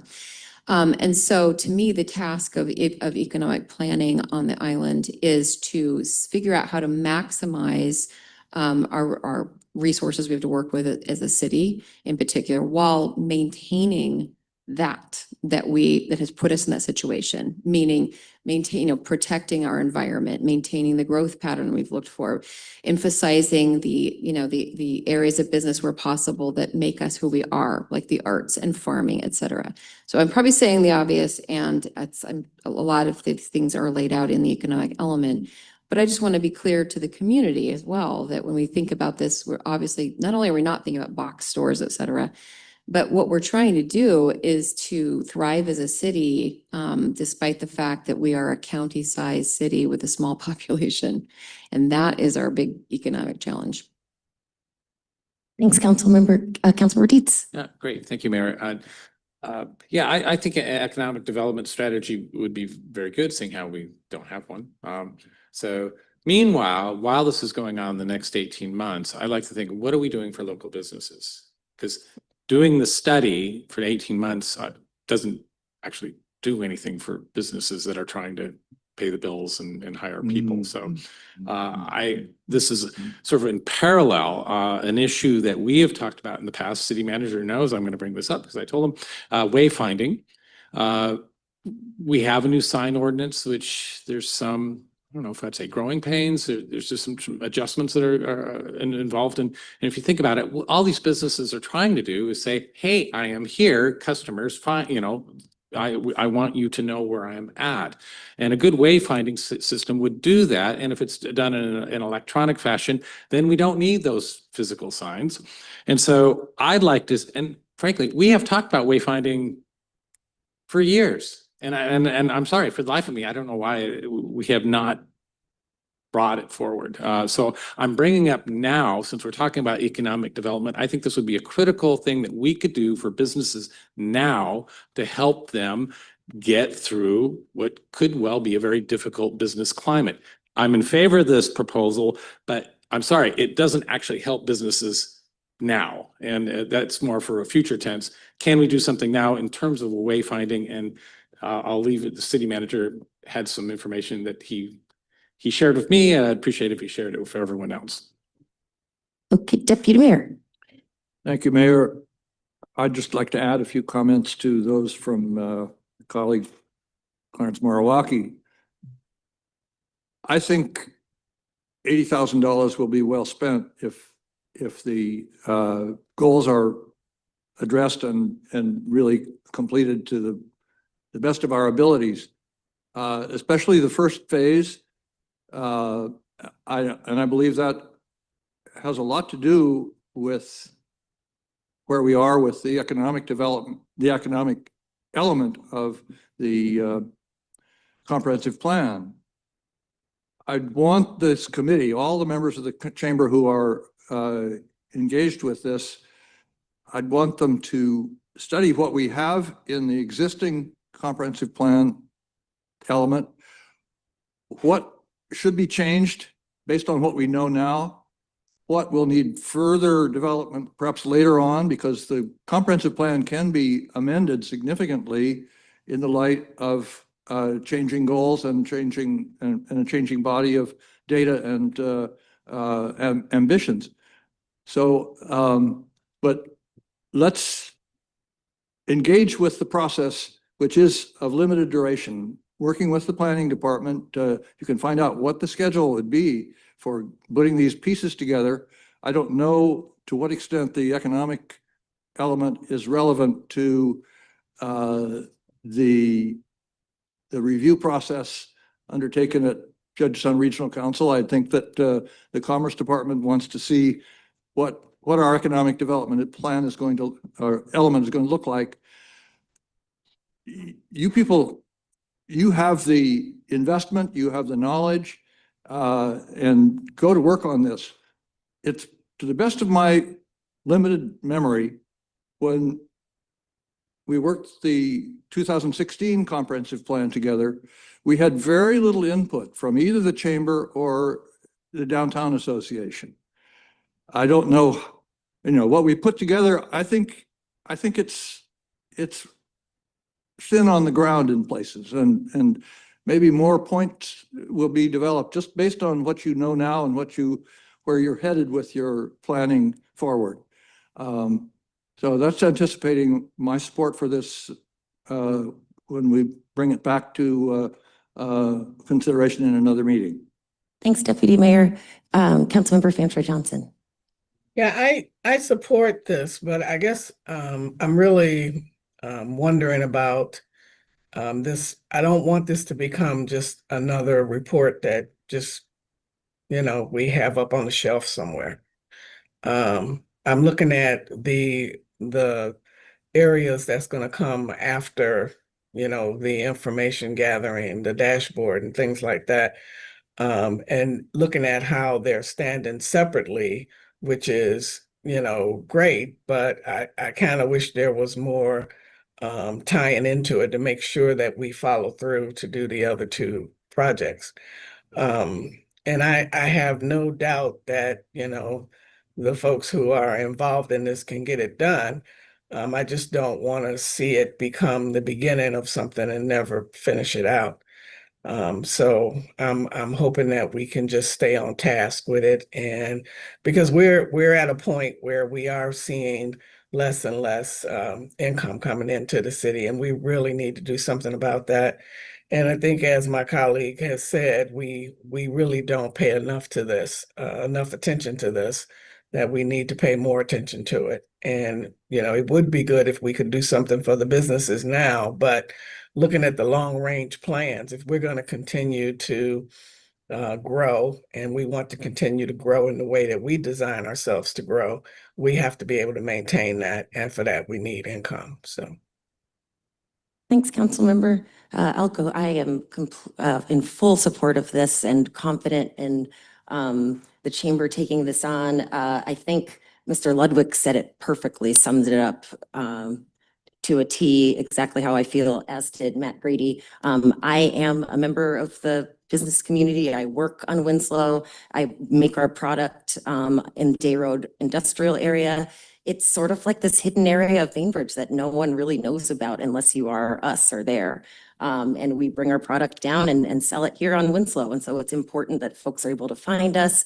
And it's also important that we feel that the city is welcoming and friendly to business people, which at many times it does not. And so I really hope that this is the start of something new, and our business people can start to gain some confidence that they have support and folks want to see them succeed. Anecdotally, there are many folks who choose not to open here and open in Poulsbo, which is the last thing we want, or businesses closing because they feel it's a bad climate, which is the last thing we want. Wayfinding would be great. I am so for wayfinding. I would have been for it before we went and did something like doing the sign ordinance. It's sort of like we unalive someone and then say, oh, but hey, we knew how to keep you alive. We knew how to save your life after we've already unalived them. So I hope that we can be more think of our business community before we make decisions in the future instead of after.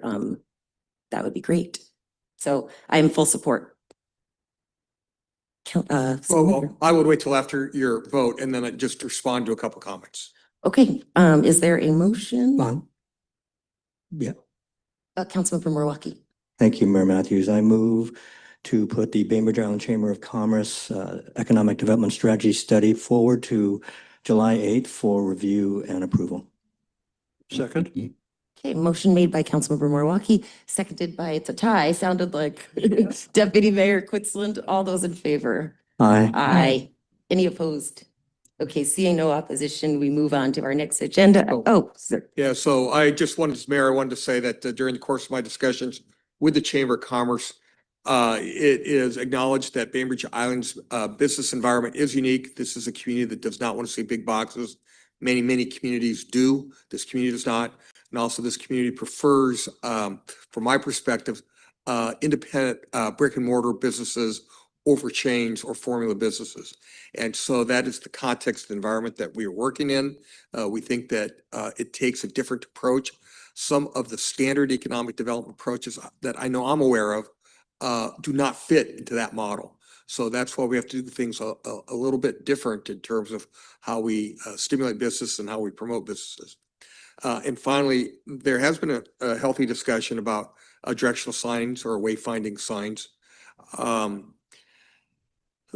I have committed to working with the Downtown Association, the business community, to advance a proposition for wayfinding signs. I will tell you in very broad brush strokes, this is what just I am thinking. First of all, wayfinding signs are not inexpensive, especially if they're done right, and I think they can be and be attractive. We wanted to get through the current allocation of the lodging tax money. We know that there are several promotional organizations that rely upon that money, but we do keep a large reserve of LTAC money. So there's the possibility of coming back next year in 2026 with a capital project, which the city would be responsible for, and have a special call for capital LTAC projects, and then the city could submit for LTAC funding at that time. That's just what my approach is. I haven't discussed that with any of you, but I think that the LTAC money would be an appropriate form of money We don't have to compete with the general fund for that. It is an eligible expenditure, and we do want to protect. We know that protect is maybe the wrong word, that there are organizations that depend upon the LTAC money that we don't want to compete against them either. Thank you. Okay, next we are on to item 7C, which is consider modification to council policies with regard to committees, commissions, and boards. Yes, Mayor will act, the deputy city manager make a presentation.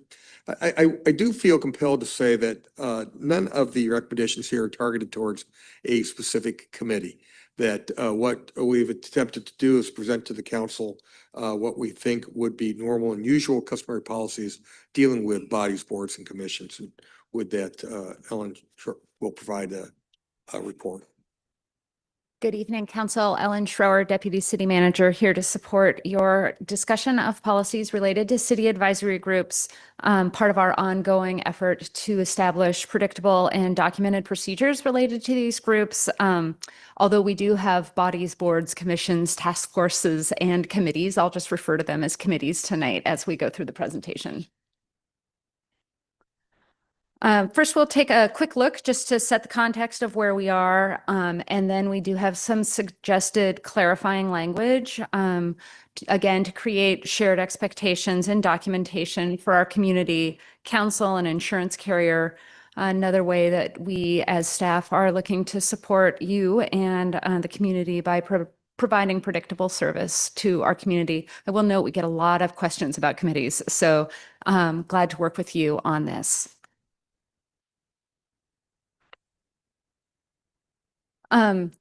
First to take a look at where we are, and I will note that I did update this, some of the numbers on this slide today based on some new applications that we got over the weekend. We have a group of city advisory committees that are really policy focused. All of the committees on this slide are created by the city of Bainbridge Island for the city of Bainbridge Island. These are not required by state code or any other reason, but they all serve valuable purposes. We have membership listed over on the right-hand side. You can see that we do have one committee which currently has 8 members. We are working on a planned reduction to 7 next year. We have some, and then all the rest of the committees on this list, with the exception of the Public Art Committee, have a target membership of 7 members. And we don't have 7 members at this time on any of those committees, although we do have recruitment ongoing, and we'll bring those to you and go through the report, the appointment process as those applications do come in. These are what I'm terming statutory city committees for the purpose of this discussion. These appear in state law. They do not have membership numbers, with the exception of the Lodging Tax Advisory Committee, and the membership of that committee is set by the Revised Code of Washington, even numbers of organizations which create and are eligible to receive LTAC funding, Lodging Tax Advisory Committee, or civic improvement funding, and 1 additional voting member from the city council. So there's odd membership on that. We do have 7 members on the Planning Commission, and are working towards 7 members on the Design Review Board as we receive more applications.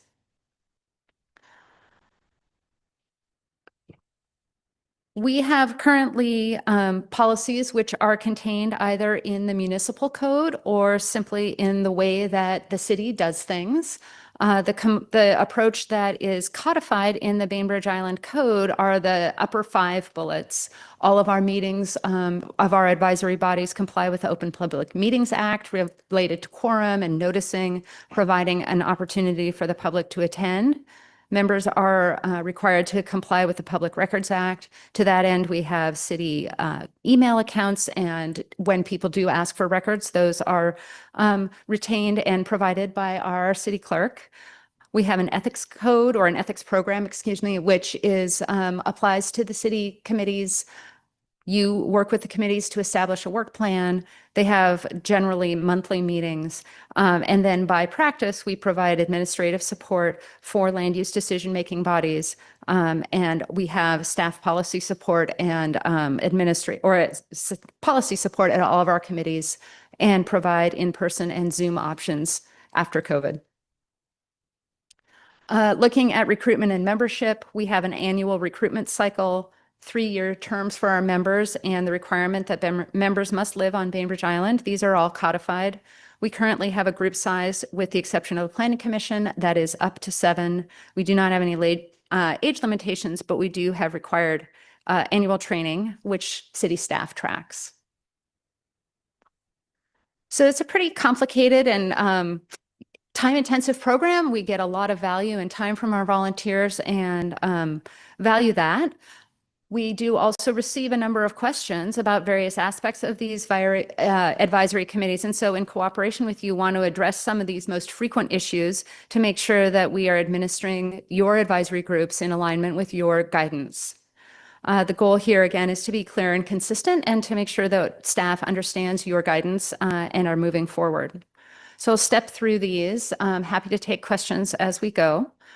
The first recommendation is that we clarify that there is a minimum of 5 and maximum number of 7 positions on the advisory committees. This range was the original recommendation of the Council Ad Hoc Committee approved by Council in 2024. It was codified in most cases as up to, which has been so up to 7 positions, which has been a little hard to interpret as committee size falls. We sometimes have 3 or 4 active members on a committee, and it's hard to know how many people are a committee. Is one person a committee if you fall to 1, or are 2 people a committee? So we're suggesting that we stipulate that it's between 5 and 7 so that everybody knows when meetings should be held. We'd also like to formalize that for committees that focus on topics other than land use, that members of the committee will chair the meetings and take minutes. This is the practice, but I think it would be beneficial to everyone to just have it written down so that committee members know what we expect and how we can best run those meetings. The third item on this is to document that we would have 1 member of a household, or perhaps we would clarify to say spouse or domestic partner. We heard some comment on this earlier today, but I think the intention here is to ensure that these advisory committee provide perspectives from different groups in the community, and that we also importantly comply with the Open Public Meetings Act, particularly related to quorum and a rolling quorum in the time where groups get smaller. If you have 2 people from one house on a group that only has 3 or 4 people, it's difficult to make sure that we don't have a rolling quorum discussion outside of public meetings.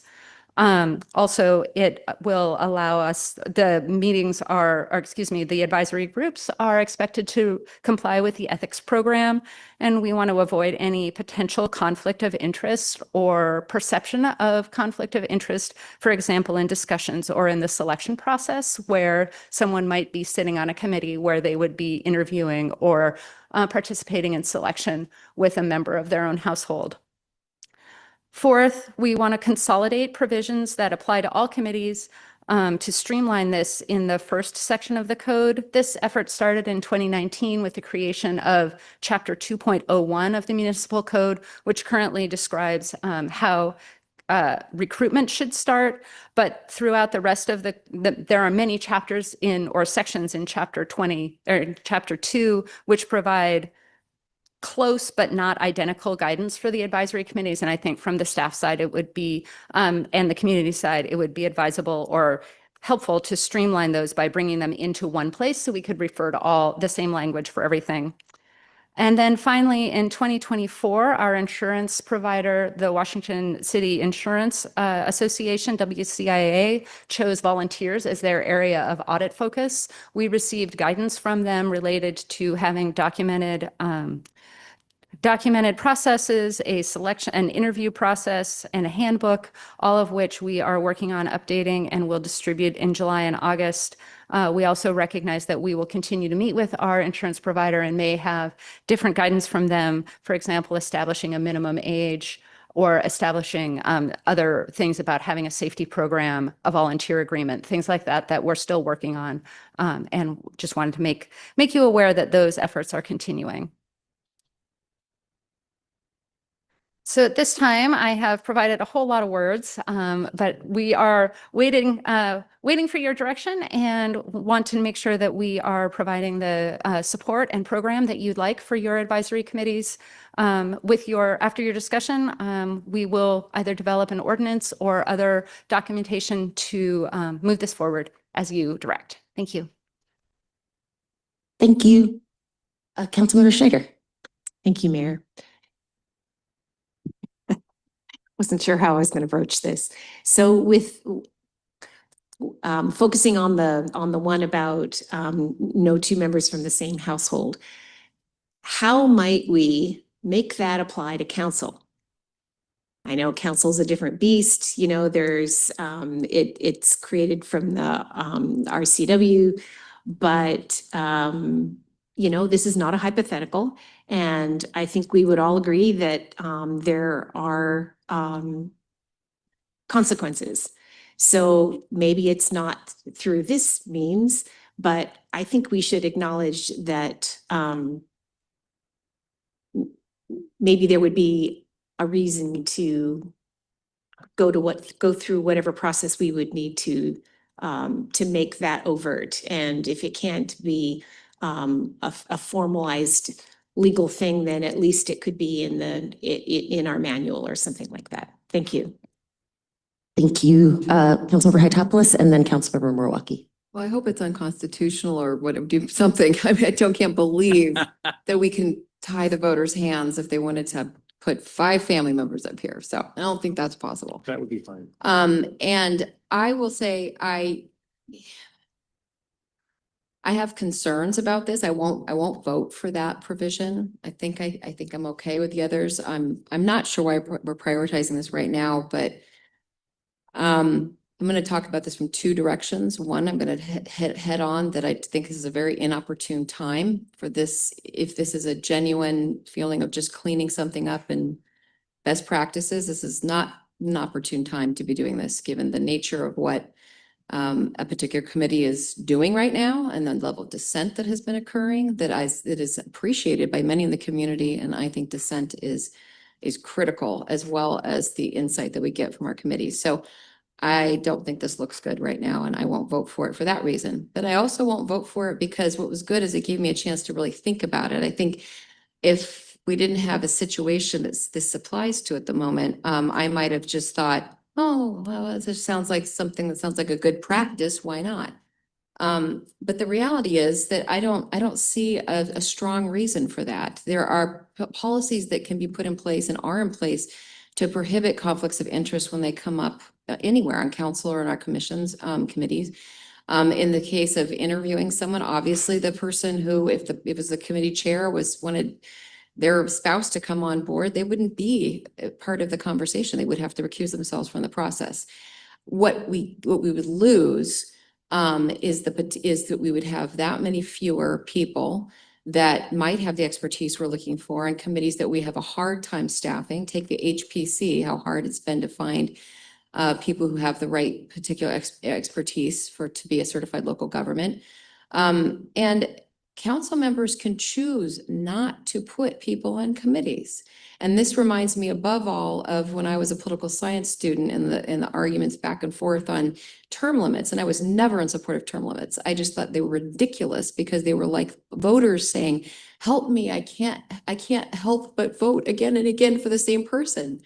When we put these shackles on ourselves for non-compelling reasons, then we can't then vote. Let's say term limits. We'd be able to vote for some really amazing person who actually deserved to be, in the Senate for 10 times in a row. So I can't support this. I don't see a compelling reason, and I also think that it's just really not an appropriate time for this to be coming up. Councilmember Murwaki. Thank you, Mayor Matthews. First, on some of the housekeeping parts, the idea of having a minimum and maximum just makes sense, 5 and 7, because you just have to have a committee. And one of the problems with some of these committees is there wasn't a minimum. And so was it really a quorum if only 3 show up or 4? So that's just a housekeeping thing you just have to have in place. Things make sense to me. And I shared my concerns with Councilmember Scheider, my colleague here. Ethics are not, they're the appearance of a conflict. There might not even be a conflict, but if a common person can sense there might be a little bit of a concern there, then it's probably something, if it's that gray area, you've got to really address. And I'll just put it this way. Let's say I was renting a room from Councilmember Scheiderer here. And so the people see us go home every night together and we're in the same household. Are they really talking about business all the time? Maybe not. Trust us, we're not, because we love science fiction movies. But and her husband and I would probably be geeking out, and we never see Leslie at all. But you know that. But a common person would think, well, you know, maybe it just has a feel, and that's what ethics are. Is it something that just has a little different ring to it? And so that's a concern that I think addresses this. And it is one household or member per a single committee. It's not two people in the same household can't be on any other committee. They could serve on another committee. I mean, that's not a problem.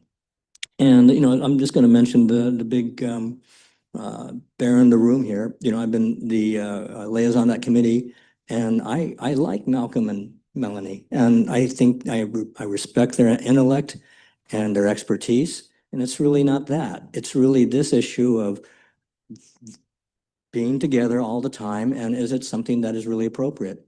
And to point, if I was a roommate of Leslie, we can only have one council member come and visit us. Yeah, so we'd be picking favorites there, I guess. But that's another just a fundamental thing. Now, as we as council members have a higher standard than advisory committees or commissions, I mean, that's granted. But it's really actually the same kind of decision-making process that the public would have to expect from us. And I think we would have to have that same kind of standard for advisory committees and commissions that serve us as well. Thanks, Councilmember. Councilmember Dietz. Right, great. Thank you, Mayor, and good discussion. Kind of remind me, I think the city of Bremerton actually, if I recall, there's a story that a wife ran against her husband in a race. And if I got that right. So, you know, I don't know. It was that Bremerton's a whole nother story. But anyway, I diverge. I'll just say on a personal level, my wife has expressed interest in serving on a city committee, and she always says, "Well, I can't, Joe, because you're on council." And I said, "Well, there's nothing prohibiting you." And she says, "It just wouldn't look right." Okay, so she blames me for not joining any city committees, even though I said, "Go ahead," you know. But so it's really the appearance of conflicts, not whether there's a conflict. I think that. To me, I have talked with Malcolm and Melanie numerous times. Like Councilmember Mawaki said, I have utmost respect for them. I speak with them. I look forward to continuing to do so.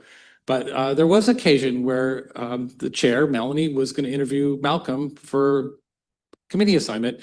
And that just, I think we don't have to explain, that just doesn't look good. And we didn't do that. And then we get criticized for not allowing the wife to interview the husband for a committee assignment, which seems kind of obvious to me.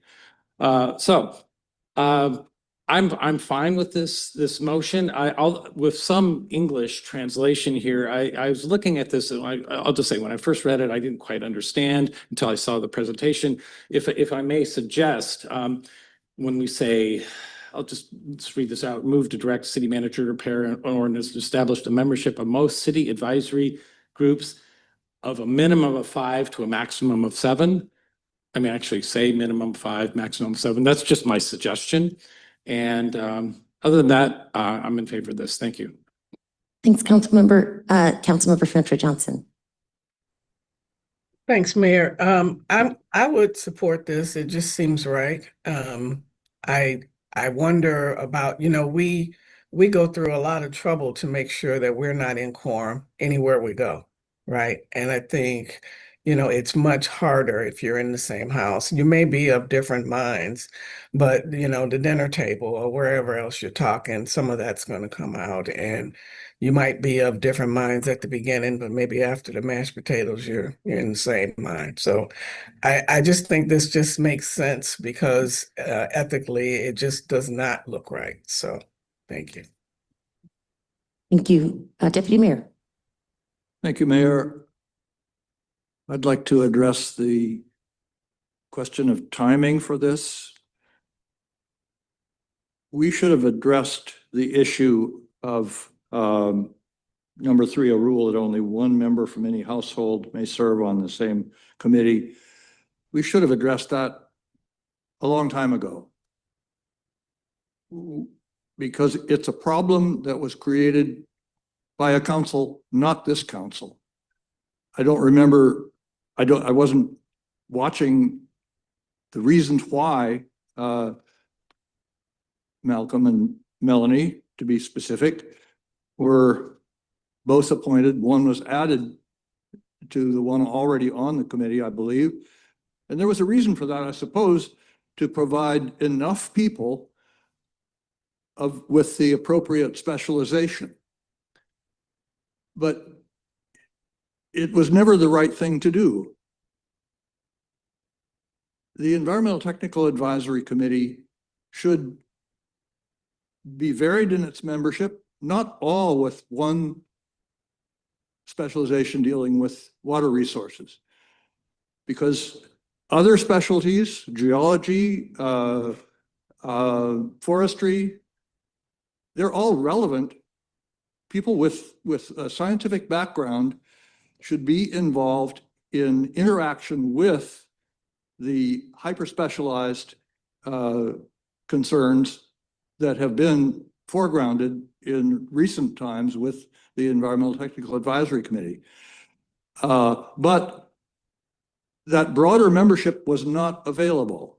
People just didn't want to be part of, apparently, a broad-based committee. We have a broad-based example in the Climate Change Advisory Committee, and they work together very productively across a broad spectrum of concerns relating to each other's expertise and bringing something forward that is carefully considered from several angles. That's what's been missing or at a limited degree within recent times with this committee. And that's why it has been functional in the work of the two people in question in a subcommittee situation where their voices are exposed to other perspectives and the committee goes forward. But we have been giving special privileges, if you will, to something that makes me uncomfortable, that it just isn't,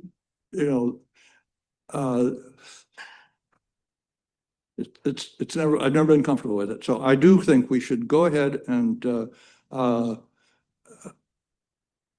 act upon these recommendations, whether it's unanimous or not. We make a decision. Thanks, Deputy Mayor. So for me, this, we're thinking about this almost with two heads, because we know that we have two folks who fit this description, who we all know and work well with and who have great intentions and do great work. And so if there was no way for them to continue this work, I would say, oh, let's bend over backwards and figure out a way. But they are doing great work right now also on the groundwater subcommittee, I believe. If that is not affected by this and they can continue that work with the groundwater subcommittee, then I see no reason then to clean this up for everyone else. We know them. Say in the future, there's some other couple with bad intentions who we have not cleaned this up and we end up in a situation that we look at each other then like, we told you so, I've been in the corporate world and on other boards and they vary, but most do say that, fraternization or households or all of them have different policies for a reason. There's something there. So I hope that they will continue. I know they will continue with all of their contributions to the groundwater management subcommittee and looking for a motion. Oh, Councilmember Higginbotham. You have a couple more comments. So first, I wish we'd stop using names. I think it's inappropriate, and I think that it's not going to feel good if it's in the newspaper, et cetera. So no matter what we're saying. Yeah. Oh, I agree. The mayor did not use names, and a lot of names were used a lot, and we need to watch out about that. We've had instances with our volunteers before that have not been reasonable. A couple things. Sorry, I'm just taking this note about ETAC because I do want to ask about ETAC, not in a big way, but I want to point out, first of all, that the committees do not make decisions. This is not like a board of directors or the city council who's allocating funds. They don't make our decisions. I understand that we've extended, public records requirements, et cetera, to them. And I mean, open meetings is the bigger one. But this is not a decision-making body. So the council needs to realize what the stakes are. The stakes are not high. And for that reason, if the council's implication, I mean, we're not in some sort of ethical bad situation here. So if the council's inclination is to adopt this as a policy, then I would challenge the council to make this item to implement this item with the expiration of the terms of the current people who are serving, who are in relation to each other. Because we could do that going forward if the council thinks this is a great thing. But to avoid the appearance of targeting in light of certain things, in light of again, criticisms and so forth that have come from the people in question, which is part of the job of the committee, I don't think this should be imposed right now. So that would be a request that when the council makes the motion, when whoever makes the motion, that this is this becomes effective after anyone currently serving who is in the same household is done with their terms. I did want to ask about that we have a conversation about ETAC. I'm not going to ask any specific questions. I know we don't have time. But I actually think that there's been a lot of inklings here and there of kind of retiring ETAC, of kind of demoting ETAC. And if we're going to get rid of ETAC or do anything different, at some point, I think the city council is going to need to have a study session item on it, understanding the history, the purpose of its creation. It has been integrally woven into a lot of functions of the city. And I think the city council is entitled to make policy decisions about its existence or non-existence and make intelligent trade-off choices about that. So I do hope the council joins me in requesting that future discussion. Thanks, Councilmember. Okay, well, we are on to, we'll go. Oh, Councilmember Dietz. Well, I was just, Councilmember Hytopoulos mentioned amending the motion, and maybe if it's appropriate, I would encourage her if she would like to make a motion to please do so. I don't want to do what you're doing. So if somebody else, I'm asking if somebody else makes the motion and wants to adopt these policies, but have that one become effective after the expiration of the terms of people meeting that definition, that's great. But I'm not. You're not going to do that. I guess I can do that. I don't have the motion up since I wasn't planning on supporting that part. Just a moment. Okay, thank you. Councilmember Milwaukee. I'll try to assist this issue. And also just to, we're not supposed to crosstalk, but ETAC does have requirements of certain scientific backgrounds and abilities. So that's one of the hard parts of it, finding these very niche experts on certain environmental or engineering issues that there may not be a volunteer that would fit that little peg that committee requires in our deal. So that's been one of the problems of that committee directly. I move to direct the city manager to prepare an ordinance to establish the membership of most city advisory groups at 5 to a maximum of 7 members, to provide that committee members on certain committees will prepare committee amendments, to establish that 1 member per household may serve on any committees, and update code language and standardized committee organizations. The issues will not apply for current members until their terms end. Second. No, can you recognized? Councilmember Hicks. I think but your motion would have just had all of those provisions not apply, although some that wouldn't be quite sensible, but we're just talking about the one. Otherwise I could really mess it to it. Okay, so I'll amend that. I read all the stuff that I put on the end. Let's forget, just wind the tape of it's over. Serve on any committee. Oh God, thinking on the fly. I would certainly, if I may, Mayor. City Manager, to do the. No, I don't want to intercede, but I do want to provide some additional information depending upon where the council is going. I was just going to suggest that my seat mate add that one language that you were trying to say, if I can turn the mic to her. Good. Yeah, I would redo the motion and just say with the provision relating to persons in the same household not applying until such people currently serving terms have expired. all right. So I would suggest and make a motion to insert that after the word committee and before the word and in this motion. I'm sorry, Second. can you read that? I'll read. Sorry, but What, okay, it's on your sheet there. It says I move to direct the city manager to prepare an ordinance to establish the membership of most city advisory groups at 5 to 7 members, to provide that committee members on certain committees will prepare committee minutes, to establish that 1 member per household may serve on any committee. And that's where I said add the addition of which Councilmember Hightower suggested. Can't remember the language exactly. And then continue after that amendment that he has suggested and update other code language. So it's an insertion of this one amendment. I think all of this might be a moot point, though, City Manager. Well, I just want to get clarification. If you're, the terms of people in question, I think you're talking about, they've expired now, or they will expire shortly. So if your intention is that this not apply to them, then it would be after the next expiration of their term, if that's what your intention is. But I don't want you to take a vote thinking that there is time left on the meter for the people in question. yes, agreed. The idea is to get past the groundwater management plan. Right. Yeah. I think, but if they're working in the subcommittee, the management subcommittee You don't continues, need to be, right? right. Okay, so, That's Councilmember Boardwalk. Well, sure, go ahead. Yeah, for clarification, they're on that subcommittee as part of the ETAC. So they would need to be ETAC members, and we're going to pass this, it's going to presumably apply to subcommittees too, right? And so I'm just saying that they're part and parcel. Try it. I would like to have a opinion from our attorney on that. Yeah.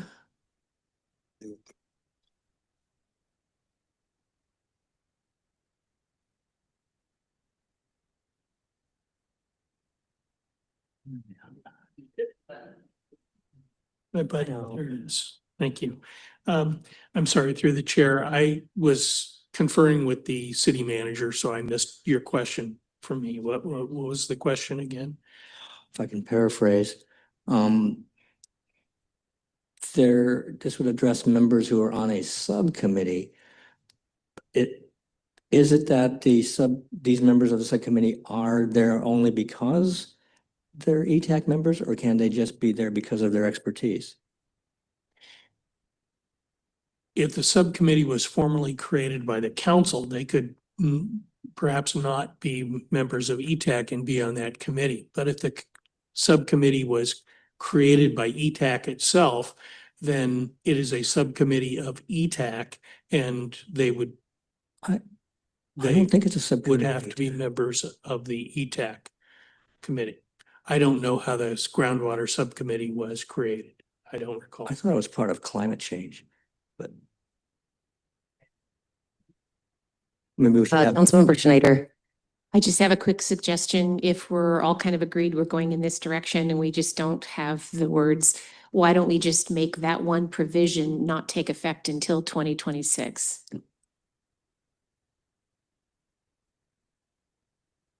Well, but their terms are over, but if we don't make it apply, they could both reapply. And then, we as council members would have the choice of choosing them or not. Mm-hmm. Okay, City Manager? Well, you need to vote, Mayor. but Sorry about that. Correct me if I'm wrong. I believe that no action has been taken to seat any new members to address the membership of the Environmental Technical Advisory Committee going forward. We've had interviews, we have names to consider, but we have not taken any action. So our action going forward doesn't need this ordinance to restrict us or free us up for something. We can just make our decision on membership for the period going forward. Okay. Well, Brenda's been waiting. Oh, sorry, Councilmember Fantry Johnson. I think we've kind of lost our way here where we were going. We're trying to clean up what our committees are, the way that they're organized, right?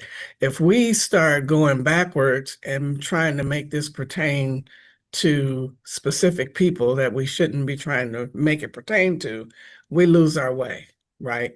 We're trying to vote about people who are no longer even on a committee. And what we need to remember is what we're dealing with is an ethical issue of people in the same household going forward, not 2026, but right now is what we're talking about. When we start backtracking and trying to make it apply to, a current committee, that makes no sense because it does not apply to a current committee. Do you have a motion for us then? I'd like the same motion that we had before, the first one. Okay, go ahead. Would you like to make it? Well, Sure. I already made the motion, so it's existing on the floor. So I'm the maker of the motion, and I don't have to repeat myself. I would just eliminate the insertion of any amendments and the motion as it stands as written. Okay. Does it have a second? Second. I seconded it. Okay. Yeah. All those in favor? Aye. Aye. Yeah. Any opposed? Okay. Yeah. Yeah. That motion passes 6-1. Okay. Sorry about that, folks. We got a little bit in the weeds, but I think we found our way out. All right, next is consider creation of a non-motorized transportation advisory committee. The council's direction is requested for this item. This is an item that was brought forward by a member of the council, and the council agreed to have this item placed on the council agenda for discussion. The consideration was the creation of a non-motorized transportation advisory committee. As staff prepared this item to bring to the council, it was identified that chapter 2.32 exists currently, and that is an inactive multimodal transportation advisory committee. Currently is in the municipal code. I personally do not know why it is inactive, but the committee itself is living in full color within the Muni code. The suggestion for the council as you begin your deliberation on what your actions would like to be is that you first look at chapter 2.32, which has been included in your agenda report. You have a couple options moving forward, and that would be probably specifically to look at the purpose of the existing advisory committee and see if the council may want to amend the purpose, keeping the code intact, but then working to make amendments as the council would direct and would see fit. It could have that discussion now, or in the alternative, also the council may want to consider referring this to the previously appointed Sustainable Transportation Ad Hoc Subcommittee to take a look at chapter 2.32 to see what amendments should be made to achieve the objectives that the council would want to achieve through this new or revised non-motorized transportation advisory committee. I will point out, it's been pointed out to me that there is certainly comprehensive plan policies that the city will maintain an advisory committee to advise the city council and staff to advocate for transportation planning and public non-motorized projects, private development projects, and education outreach as directed by the city council. So there is plenty of support within the comprehensive plan for a committee like this. Pardon the pun, but I think in terms of my recommendation to you, if you're interested in doing that, you use the vehicle, at least in chapter 2.32, and make amendments to chapter 2.32 as needed to achieve your objectives versus starting new. The only other caveat is if there is a desire not to have this type of committee, then probably to delete this chapter to do some maintenance in terms of the municipal code. So in summary, we're looking for direction from the council. The council has at least a template within the municipal code to look at. We don't know if that achieves the objectives that the council would want, but if it is something that the council would want to work with further, either look specifically at amendments to that code section or to refer that to your previously appointed Sustainable Transportation Ad Hoc Subcommittee.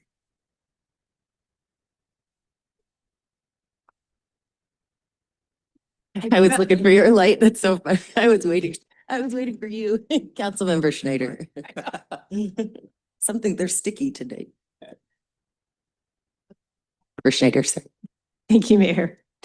All right, so I can provide a little bit of background. The city manager said he's not quite sure why we had this code sitting out here and why the previous committee was disbanded, and I know exactly why. Because at the time we were moving forward with the Sustainable Transportation Task Force, which was to come up with the Sustainable Transportation Plan. And at that time, there was also a similar movement by the city manager to keep our advisory committees down. And at the time, it sounded like that there was sort of a redundancy between the Sustainable Transportation Task Force and at the time, MTAC, Multimodal Transportation Advisory Committee. It was, I think, a split vote, and it kind of came down to me. And it is the one vote that I look back on and my stomach churns every time I think about it. But it did make sense to me that we needed a fresh start, that the Sustainable Transportation Plan process needed to move forward freely. And I said at the time that I would work to bring back some version of this advisory committee when that plan happened. And I've been trying. I'll just say that. I've been trying. So I just want to, I don't want to take a lot of time here. I want to note that my one pager didn't get distributed in this in this packet. That's okay. I think it's fine. I just want to read again, the city manager read it, but I want to read it a little bit more slowly. In the comprehensive plan policy, transportation, I'm sorry, 2.10. The city will maintain an advisory committee to advise the city council and staff and to advocate for transportation planning, public non-motorized projects, private development projects, and education and outreach as directed by city council. I really like this statement. It says transportation planning. And so I'm not really in favor of having the name being the same because it's really not just a multimodal, it really is a mobility. So whatever we end up naming it, but I think mobility is all inclusive of the modes. And that was what I had proposed in my one pager. So the short version of this is that I would just, when we're ready, make a motion that is word for word out of the middle of the review in the summary, direct staff to review and suggest revisions to the existing municipal code language to reflect current staffing and adopted transportation plans. I think that works. I'm happy to have staff, take a crack at that, bring it back to us, and that could be simple and done. Thank you. If you want me to make a motion, I move to direct staff to review and suggest revisions to the existing municipal code, chapter 2.32, to reflect current staffing and adopted transportation plans. Second. Second. Motion made by Councilmember Snyder. It was such a tie. That was as close as I've ever heard. We're gonna give it to Councilmember Dietz. So motion made by Councilmember Schneider. Because his ear was, his voice was close to my ear. Councilmember Dietz at the second. All those in favor? Aye. Okay, and with that, we move on to the next is adopt bond delegation ordinance. That is an item that we are asking council to take action on tonight. Mr. Dwayne Pitts is here. He will provide a very brief presentation on the purpose. But in brief, we are looking for authority to begin the work to issue a $13 million limited tax rental obligation bond, primarily for water and sewer capital projects. And it will be brief. I promise. The moment you've all been waiting for. Good evening, Council. Dwayne Pitts, Finance Director. Attached to your packet this evening is Bond Delegation Ordinance 2520. This ordinance is the next step for financing the water and sewer capital improvements discussed by Director Wersbicki and I during the water and sewer study that was finalized earlier this month on June 10th. During part of the previous discussions on May 20th, I presented to Council information on the city's plan to issue general obligation bonds later this fall to help finance the completion of the water and sewer capital projects in the capital improvement plan. In part, to help pay back the planned bonds, Council passed a resolution that will increase water and sewer rates over the next several years. Tonight, I'm going to recap a summary of the proposed bonds we plan to issue later this fall. And then I will discuss the bond delegation ordinance, which in simple terms authorizes the city to issue the bonds and sets parameters around the issuance. Upon my conclusion, the proposed action includes the adoption of ordinance number 2520. The city is planning to issue approximately $12.6 million in council voted general obligation bonds this year, with $5 million going to the water fund to pay for the Winslow water tank and $7.6 million to pay for sewer upgrades. Any remaining funds out of the proceeds would also be used on other water and sewer projects as necessary. The good news is the bond issuance is already budgeted for and accounted for in the 25 and 26 budget. As I mentioned on May 20th, what a council voted general obligation bond means is that council may approve issuance with a simple majority vote without voter approval. This results in no new taxes to the public. And in this particular case, revenues from the water and sewer funds will be used to pay back the debt. Since they are general obligation bonds, this means the city must back the bonds by the full faith and credit of the city, typically with general fund tax revenues such as property taxes, sales taxes, and the like. This allows the city to achieve a much lower interest rate than if bonds were issued in what are called revenue bonds, which are not backed by the full faith and credit of the city. Again, as I was on May 20th, to be very clear, these general obligation bonds will be paid back using water and sewer fund revenue with the full faith of credit of the city backing it up. And the debt from those proceeds can only be used for the capital purposes we've already mentioned, and the proceeds must be used within 3 years.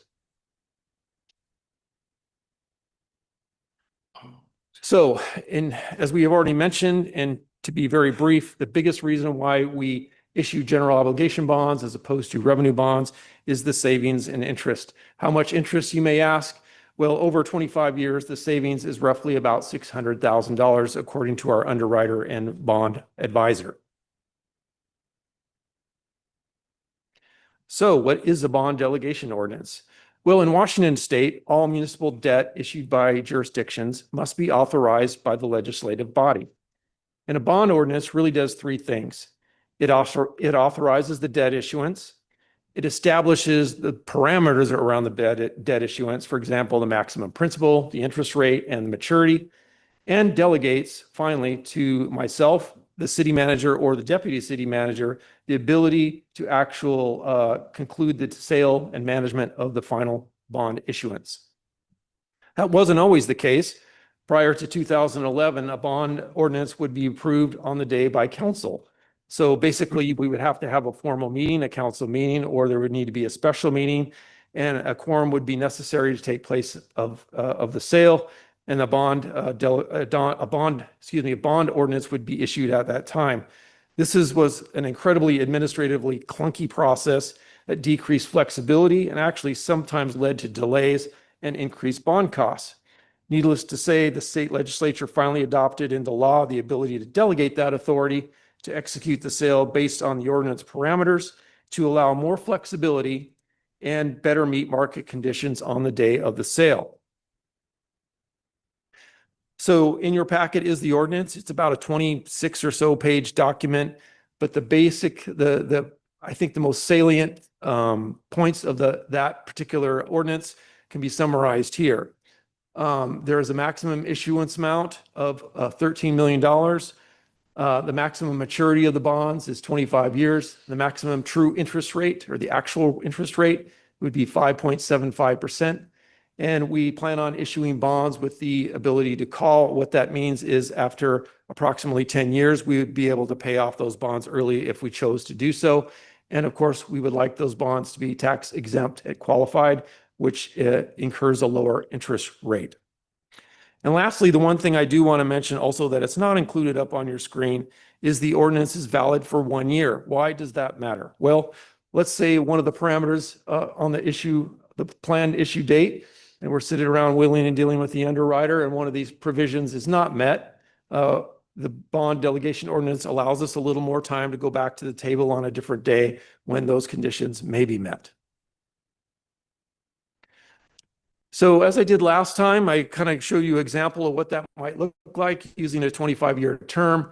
I took the liberty of showing you what the parameters would look like in the yellow line there. That's the extreme of the bond delegation ordinance. Obviously, we would like a lower interest rate if we could achieve that, but we did stress test the yellow line there against the bond delegation ordinance in our financial plan, and we do have the ability to pay those funds back at the maximum amount allowed by the bond delegation ordinance. The middle, where the red numbers are where we are at as of today. If we were to go out and issue bonds, we would achieve about a 4.75% rate, which really hasn't changed since the last time I talked to you last month. And then kind of the blue line there would be sort of an ideal scenario, kind of a best market conditions right now if we were to issue bonds in a perfect world, which isn't the case. But ideally we would get a lower rate even than 4.25, but it gives you a spectrum of just the variance between the high or the yellow line and the low, which is a lot of money, as you can see. So we're hoping and praying for a lower rate if we can, and keep your fingers crossed on the day of the sale for a low interest rate. So the next time, to give you an idea what those rates are looking like, I will be coming to you on September 2nd to give you the latest on the market conditions as we approach the sale of the bonds right around the 15th of September. And after the sale of the bonds, I will come back to you and debrief you on around the end of October, on October 28th, to give you what happened in the deal. And that concludes my presentation this evening. Thank you. Councilmember Dietz. Yeah, thank you. I move to adopt ordinance 2025-20 authorizing the issuance and sale not to exceed $13 million of 2025 limited tax general obligation bonds for water and sewer capital projects of the city. Okay. Councilmember Dietz, seconded by almost tie again, Councilmember Murawaki. All those in favor? Aye. Aye. Okay, thank you so much, Director Fitz. Okay, and now we are on to last item of our agenda, appoint deputy mayor for a term commencing. Oh, Councilmember Dietz. Yes, I move to appoint Deputy Mayor John Quitzlin as deputy mayor for a term commencing on July 1st and ending on December 31st, 2025. I second that. Thank you both. All those in favor? Aye. Aye. Thank you for serving with us, Deputy Mayor. It's an honor. Thanks for re-upping. Yeah. Okay. Okay. And two communications. First is consider a request from Councilmember Dietz to add a discussion reviewing the efficacy of disposable food serviceware. Yeah, if I may, maybe I'll just make the motion for this and then we'll vote, right? I move forward for future discussion, a request to add a discussion reviewing the efficacy, sorry, this late, of the disposable food serviceware and waste reduction ordinance due to passage of the Washington State Recycling Reform Act, Senate Bill 5284 to a future council agenda. Second. All those in favor? Aye. Aye. Okay, that passes unanimously. Let's go on to the next is 8B, consider request from Deputy Mayor Quitzlin to add a discussion regarding the scope of responsibilities of the steering committee. Yes, in your agenda packet, this is presented as a draft request. And I expected that prior to the preparation of the agenda packet, I would be touching base with both Councilmember Schneider and Councilmember Hytopoulos. I'm now rather tentative about this proposal. I do think we should discuss how best to move forward with more communication between the council. Mayor, Yes. this is a motion to discuss it further than the discussion Yes, is taking yes. place right now. So That's out of order. At this point, then, take the questions and responses of the committee. We'll vote it up or down. Councilmember Hytopoulos.